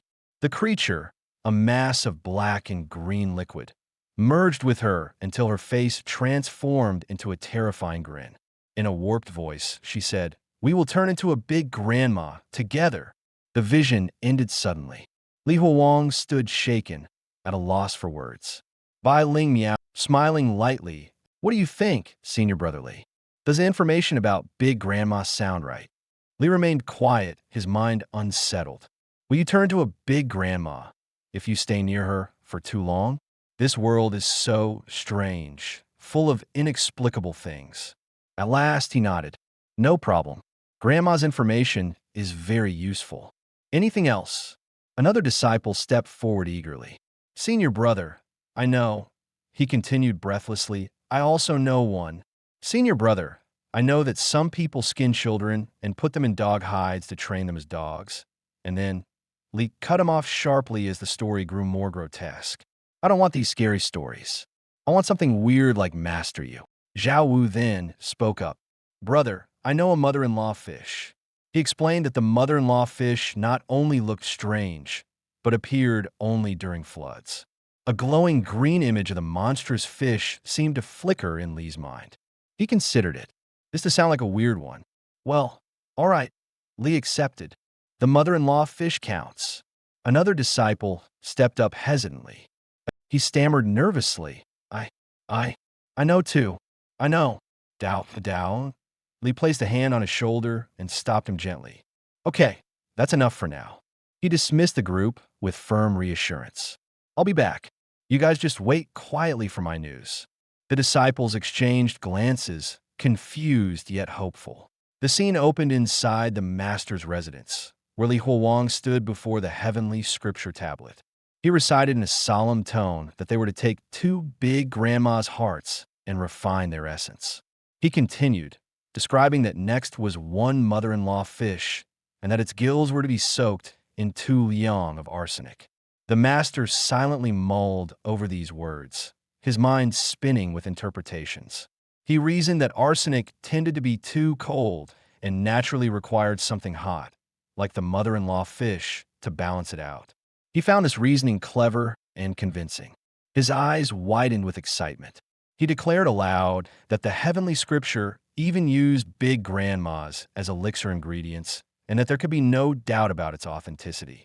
In his fervor, he raised his hand and declared that if humans could form golden elixirs, then why could evil spirits not do the same? The master produced a small, ornate bell, which resonated with golden, swirling energy. He rang it, and a wave of power filled the chamber, startling Li Huowang. The very air glitched and warped, colors splitting and bleeding into one another. Li Huowang felt his head spin, disoriented, fearing that the bald-headed master had discovered his deception. He wondered in panic where his plan had gone wrong. A strange stone tablet covered in pulsating purple growths. He stared in confusion, demanding silently to know what it was. Energy coalesced in the air, swirling with chaotic hues, before combining into a bizarre floating creature with a wide, toothy grin and a festive, grotesque appearance. The entity hovered above them, a manifestation of chaotic energy, and the words identified it as Master You. Li Huowang's thoughts reeled. He asked himself if these creatures had been summoned by the Master's bell, and whether the Master was truly capable of such power. He then watched in disbelief as the Master dropped to the ground and began scooping dirt into his mouth, chewing it with grave concentration. Li Huowang thought in shock. He was eating dirt. Around them, ghostly figures with the same wide grin as Master Yu appeared, and ancient Chinese characters glowed in the air. Words so archaic they could not be translated. Li Huowang realized the Master was performing a ritual to communicate. He thought to himself that while the heavenly scripture's ingredients were indeed difficult to obtain, the Master seemed undaunted.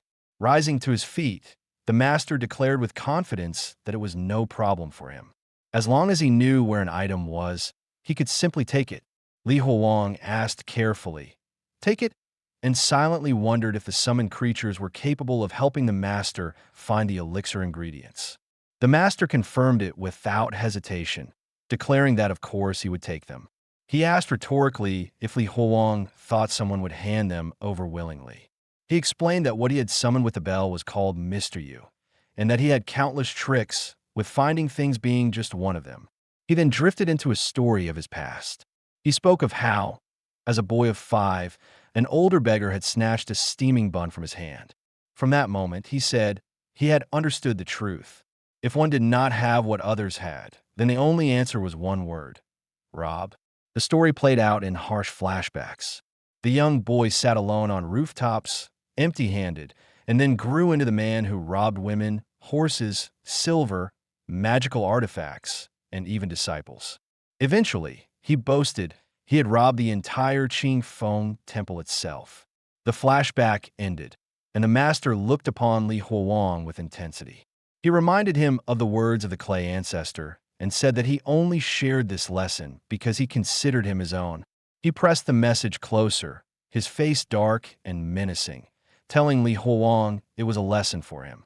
Li Huowang hesitated, then asked, "But master, what if I fail?" The master's eyes burned with fury. He called him hopeless, absolutely hopeless, and berated him for being so stupid despite being literate, shouting that if he could not steal something outright, then he must find another way to steal it. He raised his long-nailed hand and elaborated further. If one person could not do it, then two people could work together. If two people could not succeed, then drugs could be used. And if drugs failed, then the hard way remained. Li Huowang, feigning reverence, bowed his head and said softly that the master's words were wise. The master ranted about the insults he had suffered. People had said he could not read, that he had no talent, and that he practiced heretical teachings without a spiritual core. Before a swirling vortex of purple energy, he declared his ambition. When he became immortal, he would pry open the eyes of those who mocked him and show them who had no talent and who had no spiritual core. Li Huowang mused about the way of heaven and the way of man, how heaven takes from what has excess to supplement what is lacking, while men often take from those who lack to give to those who already have in abundance. He reflected further, envisioning the strange, character-covered pillars of the cultivation world. The intimate embrace of ancient immortals, he thought, was the sublimation of spirit, a transformation into the void of pure stillness, the ultimate state of selflessness. In the capital of white jade in the sky, among the 12-storied buildings and 5 cities, immortals wished him to bind his hair in marriage and receive longevity. Yet, by choosing the world and exhausting reason through chaotic emotions, the 96 holy rulers drifted like clouds, their reputations hollow. During this period, he lived and ate with the old man. He had been continuously improving the heavenly scripture, making the entire method of becoming immortal seem increasingly credible. The profound mystery of heaven and earth, the root of all qi, and cultivation through countless eons all worked to prove his divine powers. From the 9 heavens, he transformed into divine lightning, majestic heavenly power guided by the sword. Li Huowang sat on the floor of the master's residence, surrounded by medicinal ingredients. The old man, ever diligent, had quickly located every item he mentioned. With a mixture of excitement and caution, Li Huowang asked, "Master, are we starting the furnace now?" But the old man's response was unexpected. He looked down at him with a strange expression. "No hurry. There's still a while before New Year's." Li Huowang's brow furrowed. The master turned and walked away, leaving him stunned. "Let's go eat New Year's Eve dinner first," he added. Li Huowang's mind raced. New Year's Eve dinner? In a place like this? The master laughed. "Haha, that's more like it." An overhead shot revealed the grim feast. The disciples were gathered around the stone table as the master proclaimed, "Everyone is together. That's what makes it the new year." Dumplings with pork lard and chive filling. Delicious. A grotesque close-up showed him chewing with relish. "Eat," he commanded, while the other disciples remained frozen in stunned silence. "Why are you all sitting there dumbfounded?" Addressing Li Huowang specifically, he remarked, "You've encountered a golden opportunity." He then recounted a memory from his youth. When he was Li Huowang's age, he didn't even know what dumplings looked like. One Chinese New Year, he smelled the aroma of food from a nearby house. The family's daughter saw him and begged her father to let him in, inviting him to eat. He recalled the first time he saw steaming dumplings, the memory twisting darkly as his mouth chewed in vivid recollection. Pork lard and chive dumplings, the smell was intoxicating.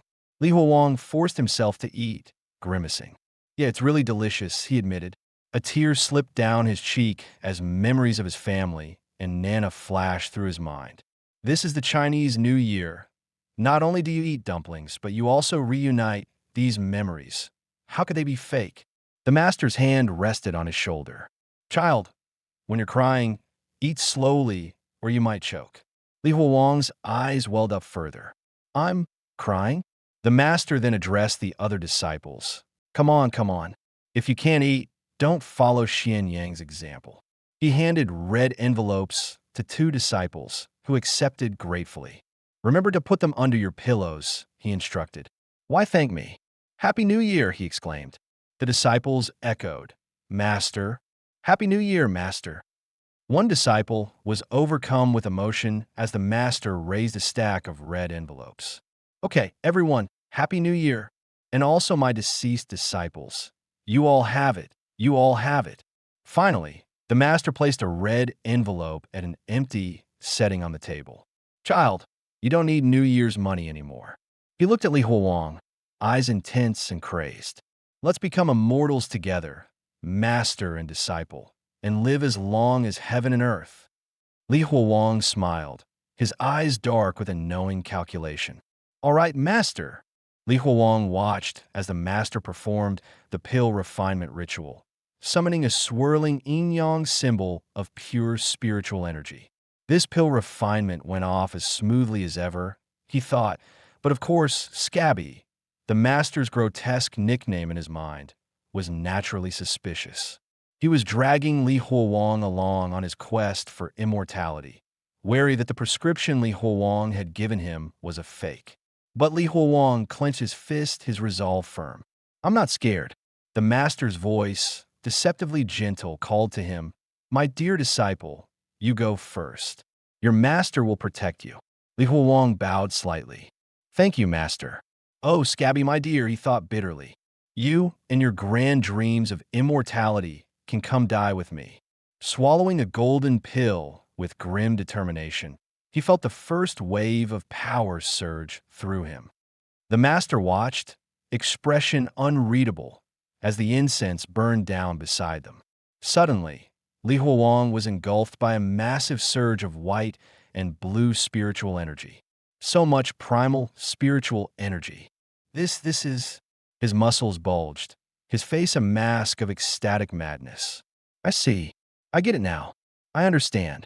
He ascended, a chaotic mixture of power and delirium flowing through him. "I'm on the path to immortality," he shouted. The master's eyes gleamed with manic anticipation. Immortality. This old Taoist is ascending to immortality too. The master swallowed his golden pill, joining Li Huowang in the swirling vortex of energy. But almost immediately, Li Huowang clutched his stomach, blood spilling from his mouth.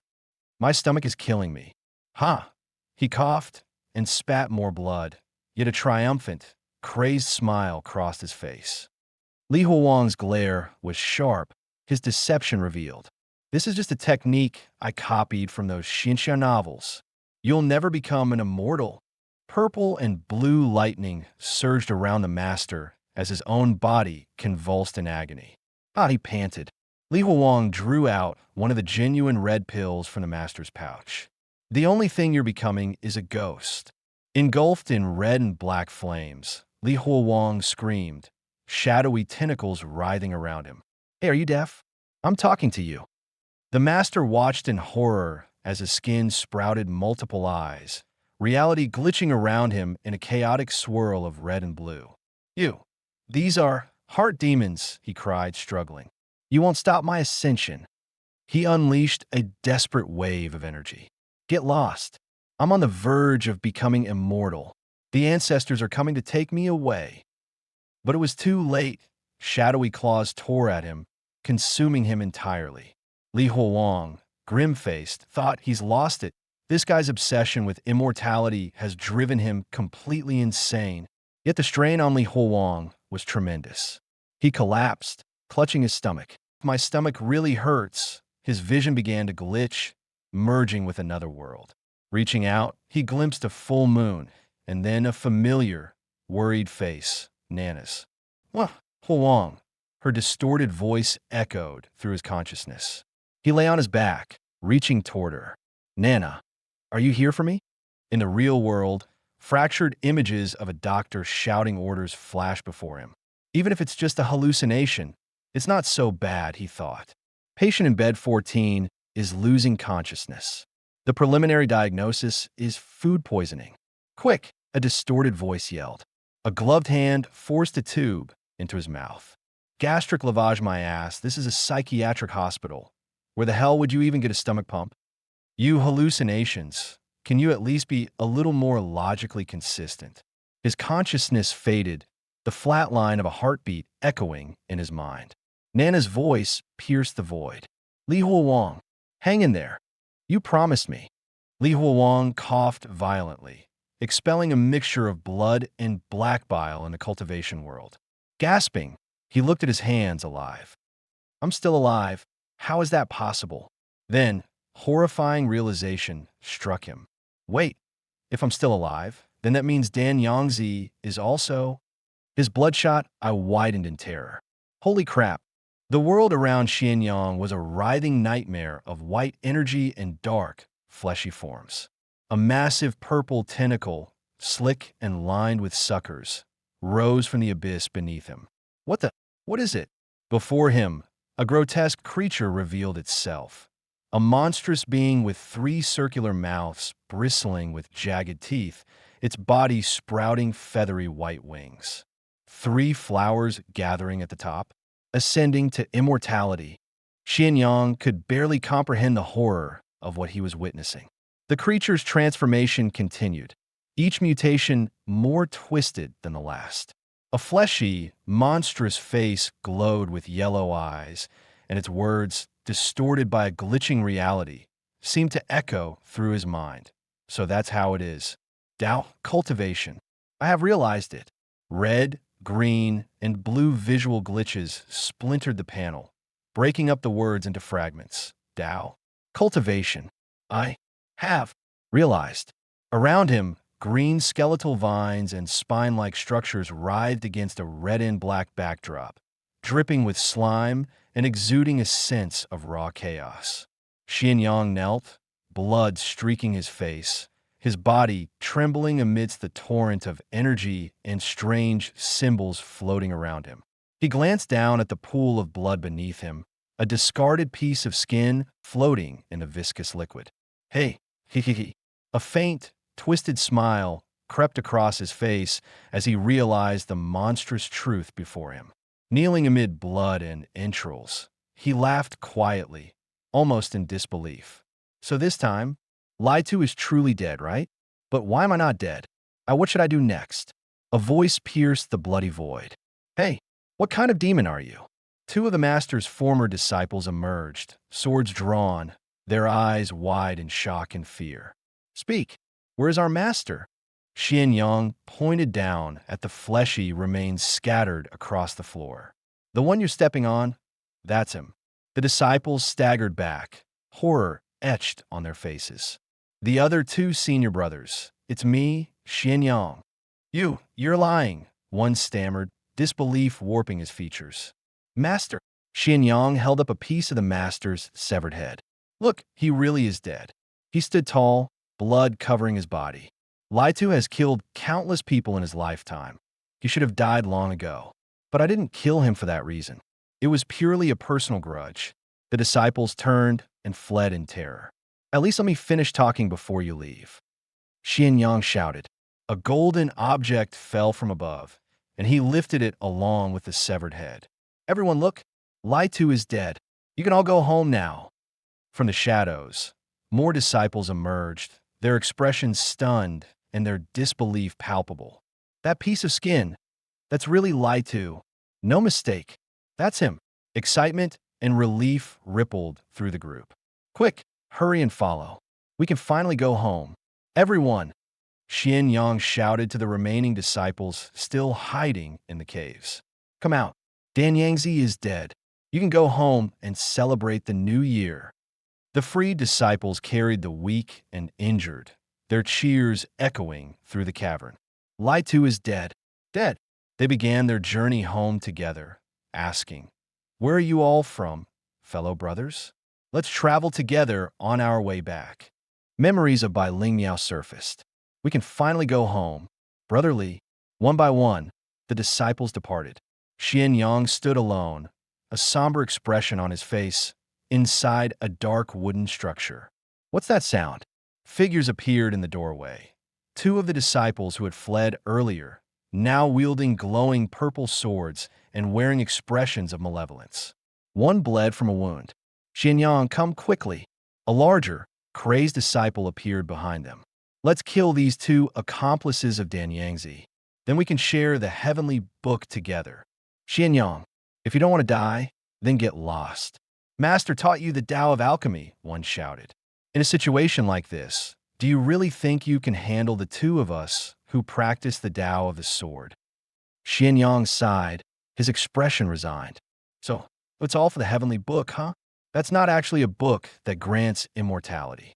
It's just an ancient scripture. Senior brothers, why don't you all come with us instead? The disciples' eyes glowed red with fury, their speech glitching as if the world itself were unstable. Xianyang, since you're not interested in the heavenly book, then leave. Xianyang, bloodied and battered, stood with his back to three of the master's disciples in front of a large, dark wooden door. All right, then we'll go first. Xianyang's voice, steady despite the blood on his robes, echoed after them. You three senior brothers continue. We'll meet again. He led the freed disciples down a wide stone staircase, their faces a mixture of relief and exhaustion. Everyone who wants to go home, follow me closely. Don't be curious and look inside. The swords of the three senior brothers aren't forgiving. Outside, the sun rose bright between jagged mountain peaks. The disciples ran through forested paths, straw-sandaled feet pounding against the earth. We're out. Going home. I'm going home, they shouted, joy and relief flooding their voices. Xianyang's long hair and robes flowed behind him as he moved among them. Looking up at the sky, he wondered silently, the sun is already out. Did I spend the whole night with Baldy in the alchemy room? Bai Ling Miao appeared at his side, her smile calm but concerned. Senior brother Li, let's go too. Xianyang grabbed her hand to stop her. Wait a moment. These are the last words and addresses left by those who died here. He handed her a bundle of tattered cloth pouches. After you leave, remember to find an escort and take these back to their families.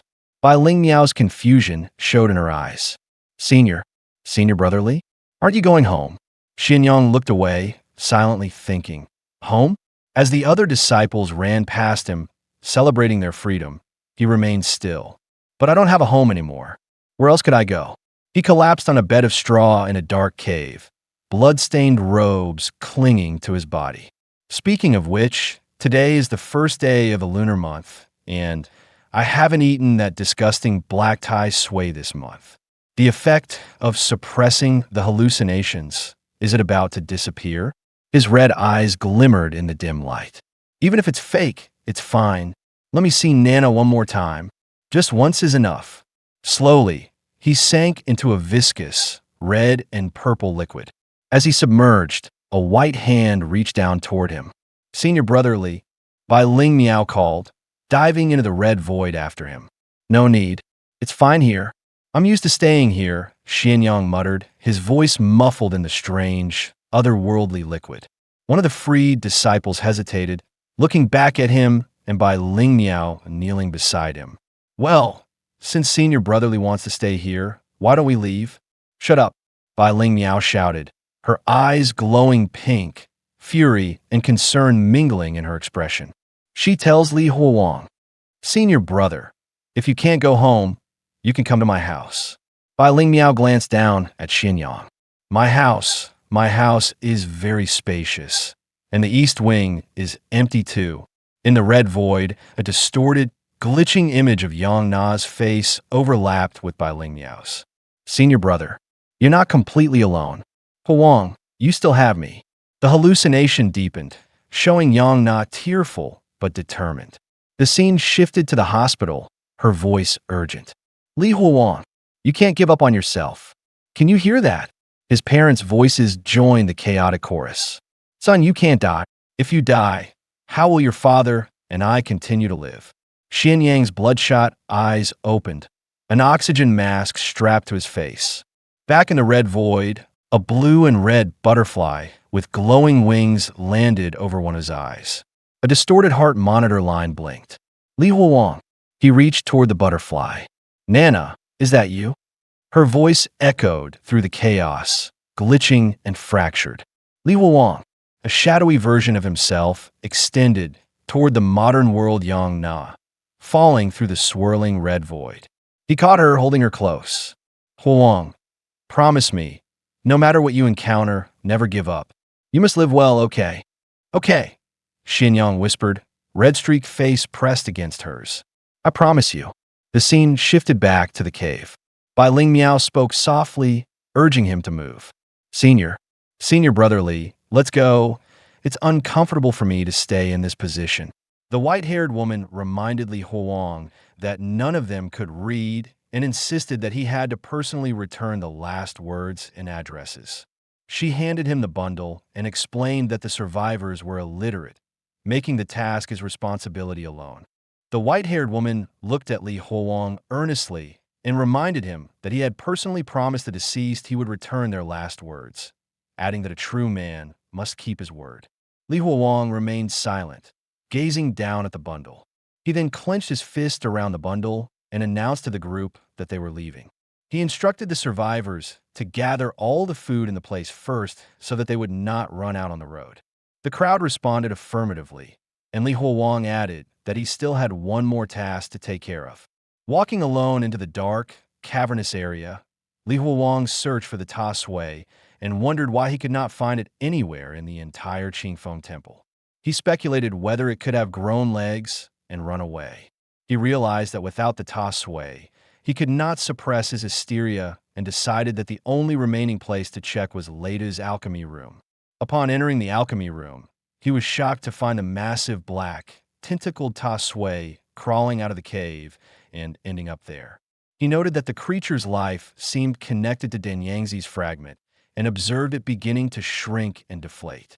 Distorted and garbled in his state of mind, he called out to the Ta Sui to stay with him, worried about what would happen if it disappeared completely. He leapt toward the shrinking Ta Sui with a desperate expression, holding up a piece of Danyangzi's bloody remains, and declared that he would feed it to the creature. He forced the remains into the Ta Sui's body. The creature initially grew larger and more monstrous as it absorbed the remains, but then, contrary to expectations, it shrank and withered away even faster. Li Huowang looked down at the rapidly dying Ta Sui, now reduced to a small, pulsating mass with a single red core, and resolved that even if it died, he could not let it go to waste. Meanwhile, the white-haired woman walked alone along a rocky path, mentally inventorying the dried food, travel expenses, and spare clothing they had taken from Qingfeng Temple. She worried about how Li Huowang was doing. Returning to the alchemy room, she was horrified by the scene of fresh blood.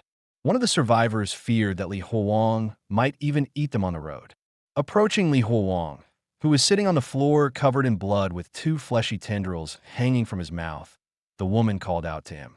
Li Huowang explained that the Ta Sui could suppress his hysteria, but, for some reason, it kept shrinking and seemed about to disappear. He said he had no choice but to act as he did. The woman noticed his dirty clothes and offered him a clean set, asking if there was anything else he needed. Li Huowang let out a small laugh and responded with a quiet, now dressed in the fresh clothes, though still splattered with blood on his hands and face. Li Huowang stood and announced they should leave, noting that there was still one more place to check. Approaching the large, ornate doors where the disciples had been left behind, he observed the silence in the area and realized that the three senior brothers had already decided the victor. And Li Huowang looked inside the room with widening eyes. He realized that the other two disciples were dead, gruesomely mutilated and impaled. Xianyang internally reflected on the brutal scene and concluded that since senior brother would not need the sword anymore, he would take it for himself. He stood over a corpse, holding the new sword as blood dripped from its blade. Xianyang stood in the bloody room, staring down at the dark, stone-like tablet covered in glowing red script, the heavenly book. He considered the danger it could pose if left behind, knowing that its discovery could harm countless people. Frustrated, he muttered to himself, drew his newly acquired sword, and swung it down forcefully against the tablet. The sword shattered upon impact, creating a bright flash of light, leaving Xianyang shocked at the durability of the indestructible heavenly book. He concluded that the heavenly book could be considered a treasure for the time being and decided to take it with him. Thinking pragmatically, he realized that if he could not handle it, he could exchange it for travel expenses at a pawn shop. Glancing down at the corpse of senior brother Changren, he took the sword as well. Before leaving, he spoke quietly to the corpse, wishing it peace, then turned to depart. One of the survivors asked Li Huowang if they were about to move out, and Li Huowang, sitting with his back turned, exhaled heavily. Li Huowang ordered the group to move out and leave the godforsaken place behind. Standing at the mouth of the cave, he looked toward the mountain peak of Qingfeng Temple, where red smoke and black tendrils rose into the sky. Internally, he resolved to let everything there burn away cleanly.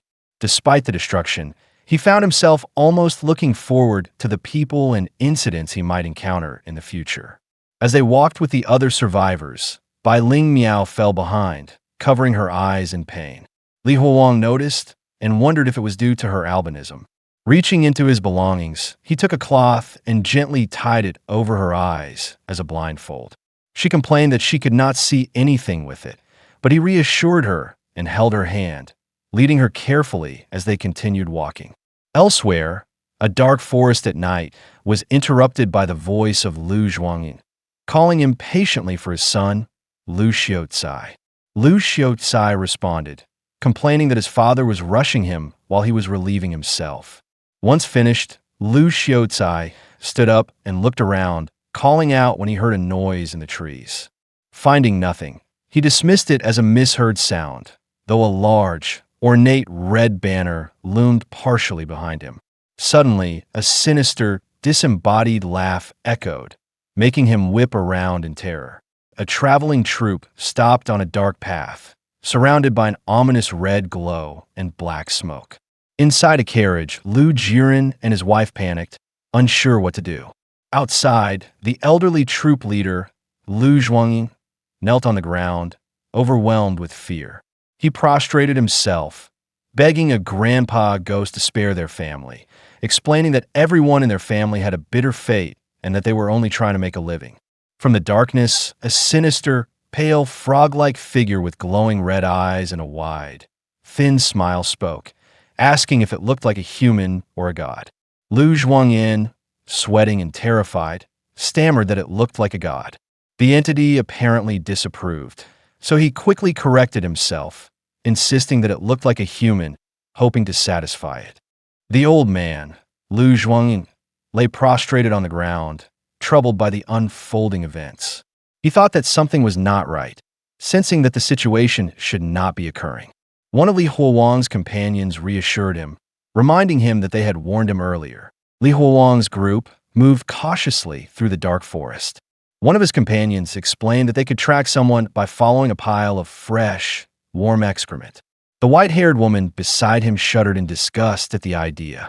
She berated the man for stooping to inspect it despite knowing how disgusting it was. Li Huowang raised his hand to silence them, focused on the trail. Suddenly, one of the companions pointed ahead in alarm, exclaiming that there was something unusual. He described a figure in the distance, a red-robed entity with a face on both sides and no back to its head. The sight horrified them. Meanwhile, Lu Xiaocai, frightened, cried out to his father, warning him to look behind. Dark, bloody tentacles began to rise ominously from the ground. A red, skeletal creature perched in the trees, while Li Huowang ordered his companions to stay put, preparing to confront the threat himself. The two-faced entity, its voice a sinister whisper, remarked with amusement that more people were arriving. Li Huowang, serious and determined, demanded to know what the creature was. It laughed and revealed its second, monstrous face, filled with sharp teeth, claiming to be human. The entity mocked him, and Li Huowang responded defiantly, readying his sword. He decided that the first strike was the best defense and leapt forward, sword in hand. Li Huowang's blade slashed downward, aiming at the smiling mask-like face of the entity. However, his sword passed through it as if it were an illusion, embedding itself harmlessly in the ground. Frustrated, he acknowledged that physical attacks were ineffective and quickly prepared an alternative. He retrieved the golden bell and rung it, releasing a burst of golden light and energy that cascaded across the area. The Liu family troop reacted with terror to the sudden display, and the entity's monstrous mouth recoiled from the attack. Li Huowang observed with satisfaction that the copper bell's power was effective. Under the chimes, the red-robed entity began to dissolve, its form distorting and eventually vanishing into wisps of red and black smoke, which dispersed among the trees.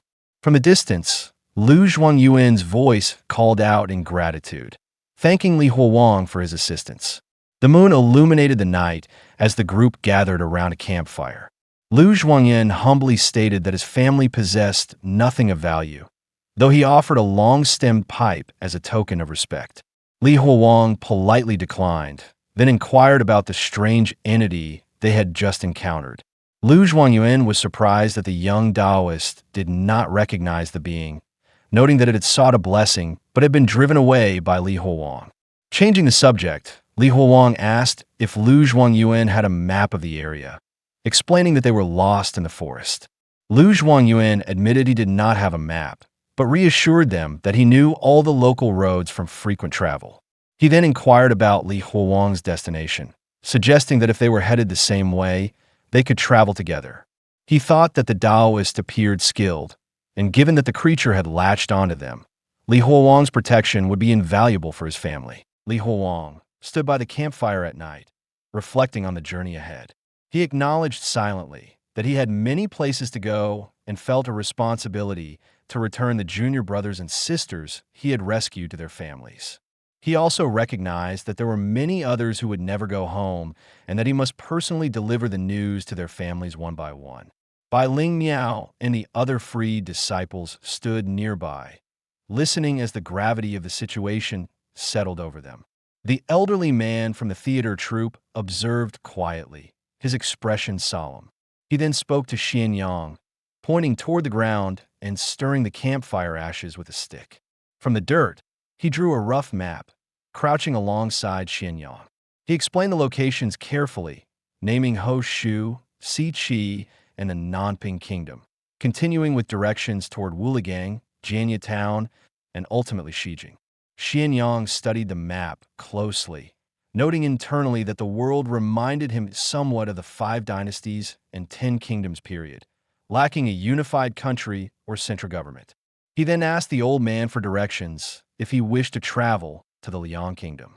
The old man puffed on his pipe and regarded Xianyang quietly for a moment before asking if he truly intended to go to the Liang Kingdom. He warned that the land was far away and had been at war with the Nanping Kingdom only a few years prior. Bai Ling Miao lowered her gaze sadly, but Xianyang reassured her, handing her a roasted piece of food on a stick and promising to take her home. The old man suggested that if Xianyang wanted to travel to the Liang Kingdom, he would first have to pass through Jianya Town and offer to accompany him for this portion of the journey. A young man from the troop, perched on their cart, enthusiastically pointed out that his family lived in Jianya Town and explained that the town had escort services capable of delivering messages throughout the Nanping Kingdom for a fee.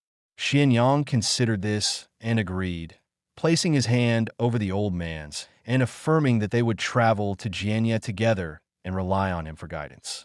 The old man laughed warmly, insisting that everything could be easily arranged. As night fell, the forest glowed ominously with a campfire in the distance, and faint red, smoky tendrils drifted through the air. A sinister laugh echoed softly.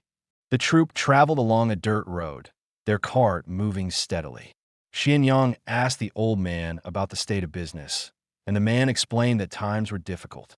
After a severe drought followed by a massive flood, the common people were struggling to survive, leaving few patrons for the theater troupe. Even wealthy landowners no longer hired them for events, completing funerals with a simple meal instead.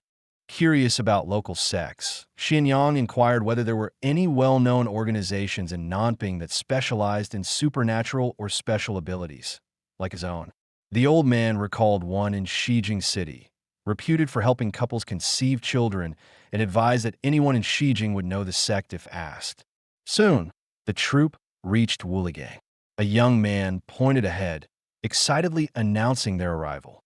Xianyang and the old man looked toward the village, and the old man instructed that they should find an open space at the village entrance to begin their performance. Xianyang agreed, and the old man called for the troupe to set up the stage, proclaiming that the Liu family theater troupe was ready to begin their show. Li Huowang and the Liu family troupe, along with the other survivors, finally arrived at the village of Wuligang, the sound of their footsteps echoing across the dry, harvested fields. Lu Zhuangyan, riding his donkey, instructed Li Huowang to find an open spot at the village entrance to set up the stage.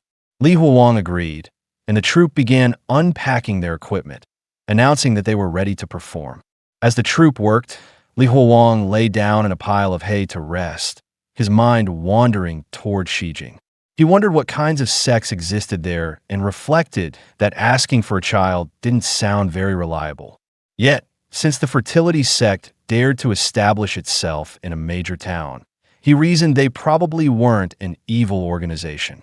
Noticing a light touch on his face, he sat up, realizing that Bai Ling Miao had removed her blindfold and was tickling him with a piece of straw. Bai Ling Miao, holding the straw and smiling, showed him a polished bronze mirror used for opera makeup, claiming it reflected the image clearly. Li Huowang examined it and was surprised by the clarity of his own reflection. Suddenly alarmed, he lunged toward the mirror, asking if he had always looked like this back at Qingfeng Temple. Bai Ling Miao hesitated, confirming that he had always looked the same. She asked if something was wrong with his reflection, and he dismissed her concern outwardly, though internally he questioned whether he truly looked like this in this world. His thoughts drifted back to the hospital, where he had still been a high school student, and he felt the weight of aging rapidly in this new reality. His memories were fragmented, leaving him feeling as though his life had become a cruel joke. Meanwhile, the troupe continued their preparations. One actor struck a dramatic pose on stage, beginning the performance, while a female performer cradled a bundle, singing a sorrowful story about a child abandoned by a ruthless uncle. Her song described the hardship of a mother and child wandering cold and hungry, begging in the streets. The villagers, including Li Huowang, watched attentively. Li Huowang noted internally how hard the troupe was working for their earnings when Master Liu, the troupe leader, hurried over, recognizing Li Huowang and addressing him urgently.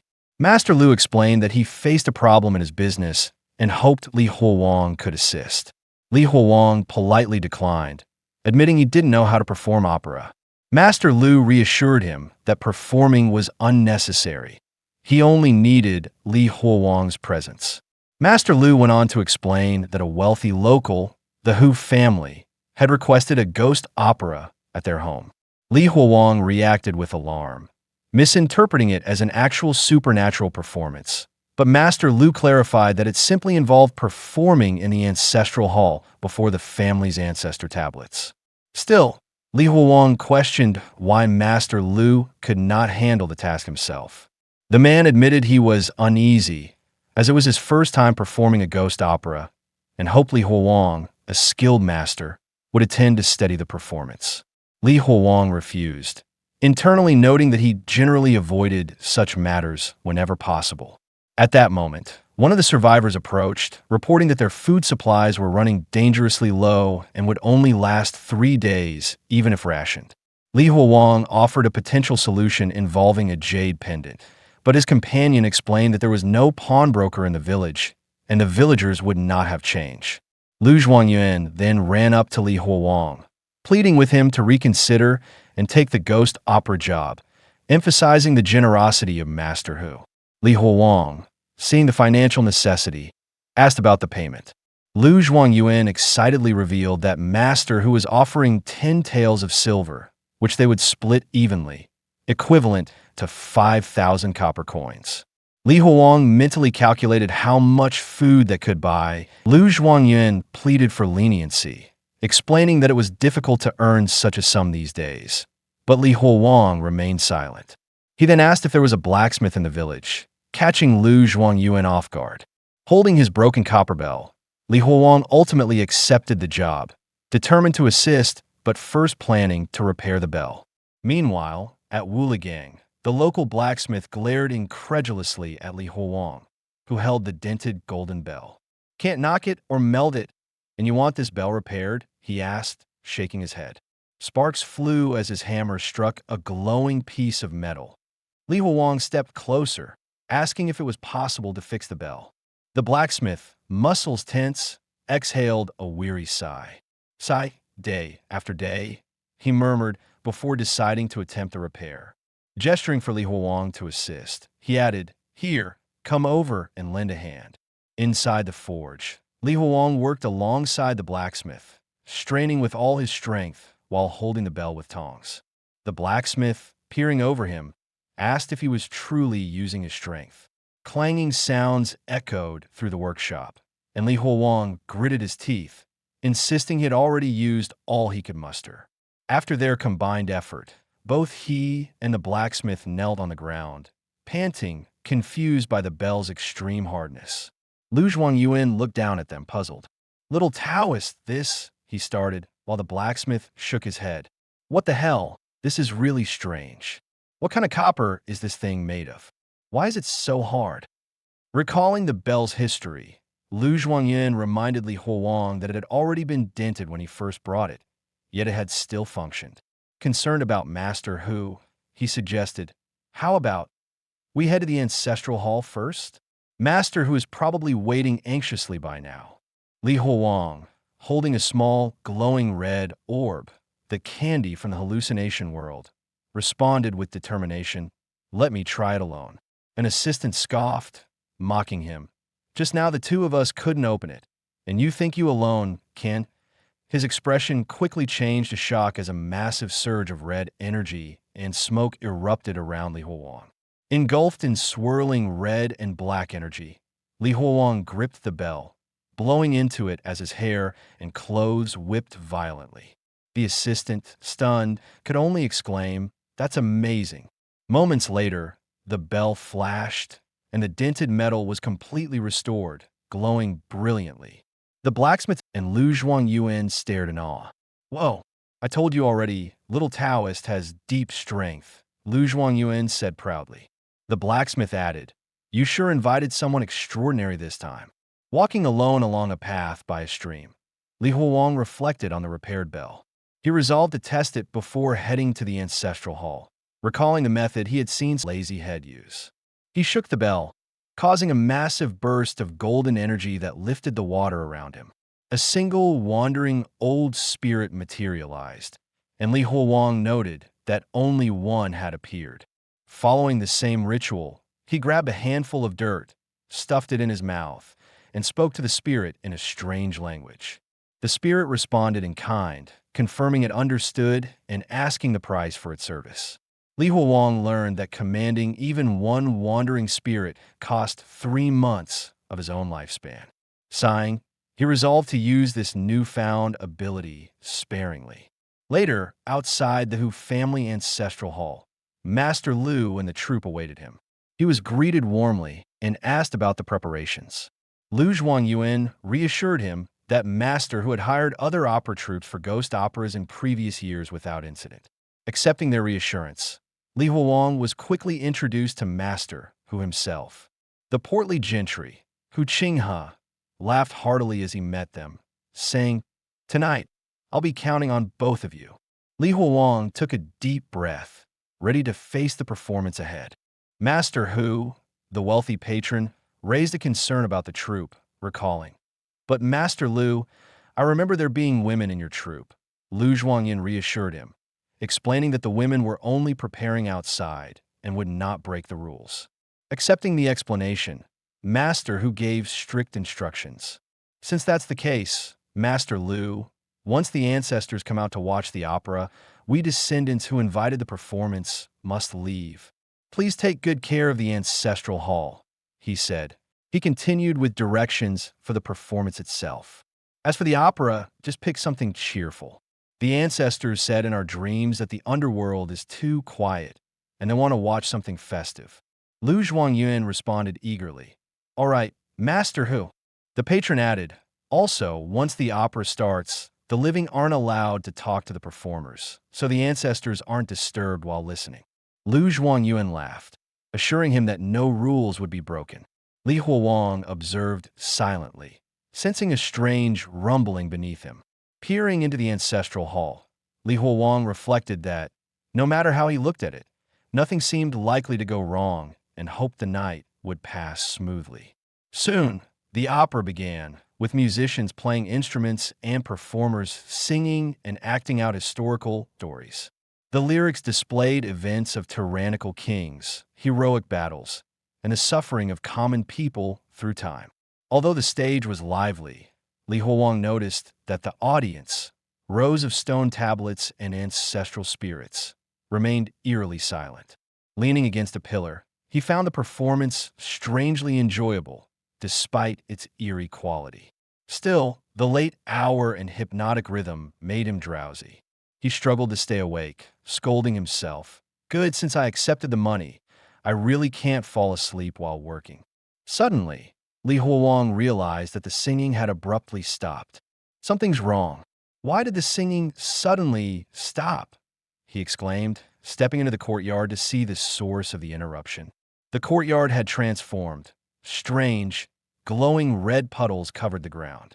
A chilling, echoing laugh filled the air, while a red-robed figure floated ominously above them.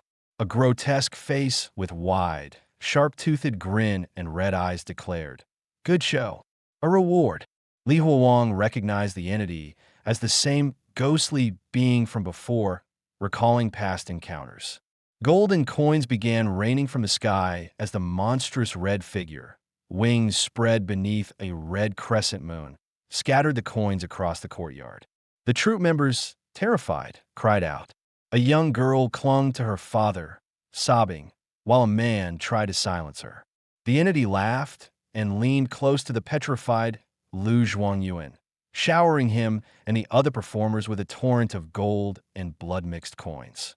Li Huowang watched in shock as the monstrous being commanded the troop, now a writhing mass of red tendrils with a smiling mask, to continue the performance. He ran through the courtyard, questioning Lu Zhuangyuan. "Master Lu, isn't tonight's performance not supposed to stop?" Lu Zhuangyuan, pale and terrified, could barely respond. Seated on the stage with the performers and holding a large sword, Li Huowang spoke in a detached, commanding tone, telling them, "Our benefactor has already given us a generous reward. Don't stop, keep singing." The night had taken a dark turn, and the troupe, bound by fear and compulsion, continued their eerie performance under the entity's horrifying oversight. The dark ancestral hall pulsed with swirling red energy as Li Huowang commanded the performers, urging them, "Don't stop, keep singing." One of the opera performers, sprawled on the ground and painted in full makeup, responded obediently, announcing that their benefactor had already given them a generous reward. Li Huowang sat nearby, his sword resting against his shoulder, observing silently. Master Lu, seated with the troop, remained motionless and silent, his face a mixture of worry and fear. Master Lu nodded to the others, including the masked man and a young girl, signaling his reluctant agreement to continue. Summoning all his courage, he forced himself to speak with enthusiasm. "All right, young Taoist, we'll start singing right now."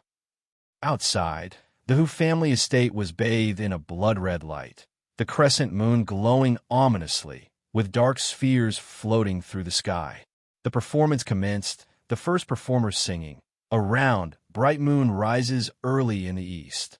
Li Huowang's mind raced as he watched the strange, two-faced entity looming in the hall. This thing came but isn't even attacking. What on earth does it want, he wondered. Another line of the opera followed, thinking of my dear old mother up in the hall. The entity's grin widened, sharp teeth flashing, its red tendrils curling as it appeared to enjoy the performance. Cymbals clanged in rhythm with the opera, and Li Huowang noted in disbelief that the entity even seemed to clap along. "This thing can't actually be here to just watch the opera, right?" he murmured, noting a sudden fog creeping through the hall. The hall thickened with red mist, obscuring the surroundings as the music continued. One performer, trembling, cried out over the lyrics, Accompanying you, my lord, it's like a sheep against a tiger, the entity responded with a sinister, echoing laugh. A young troop member faced the massive, shadowy apparition and was immediately struck by beams of red light from the entity's eyes. A bloody substance erupted from him, which the entity held in its mouth like a glowing candle. Li Huowang watched silently as the entity prepared to consume the red object. The rest of the troop looked on in horror.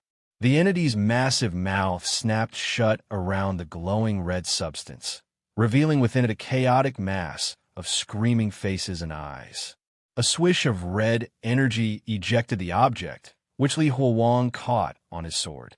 Observing carefully, he deduced aloud, "If you didn't have this nasty habit like humans do, then I guess what you eat isn't candles, but rather the fear produced in people's hearts, right?"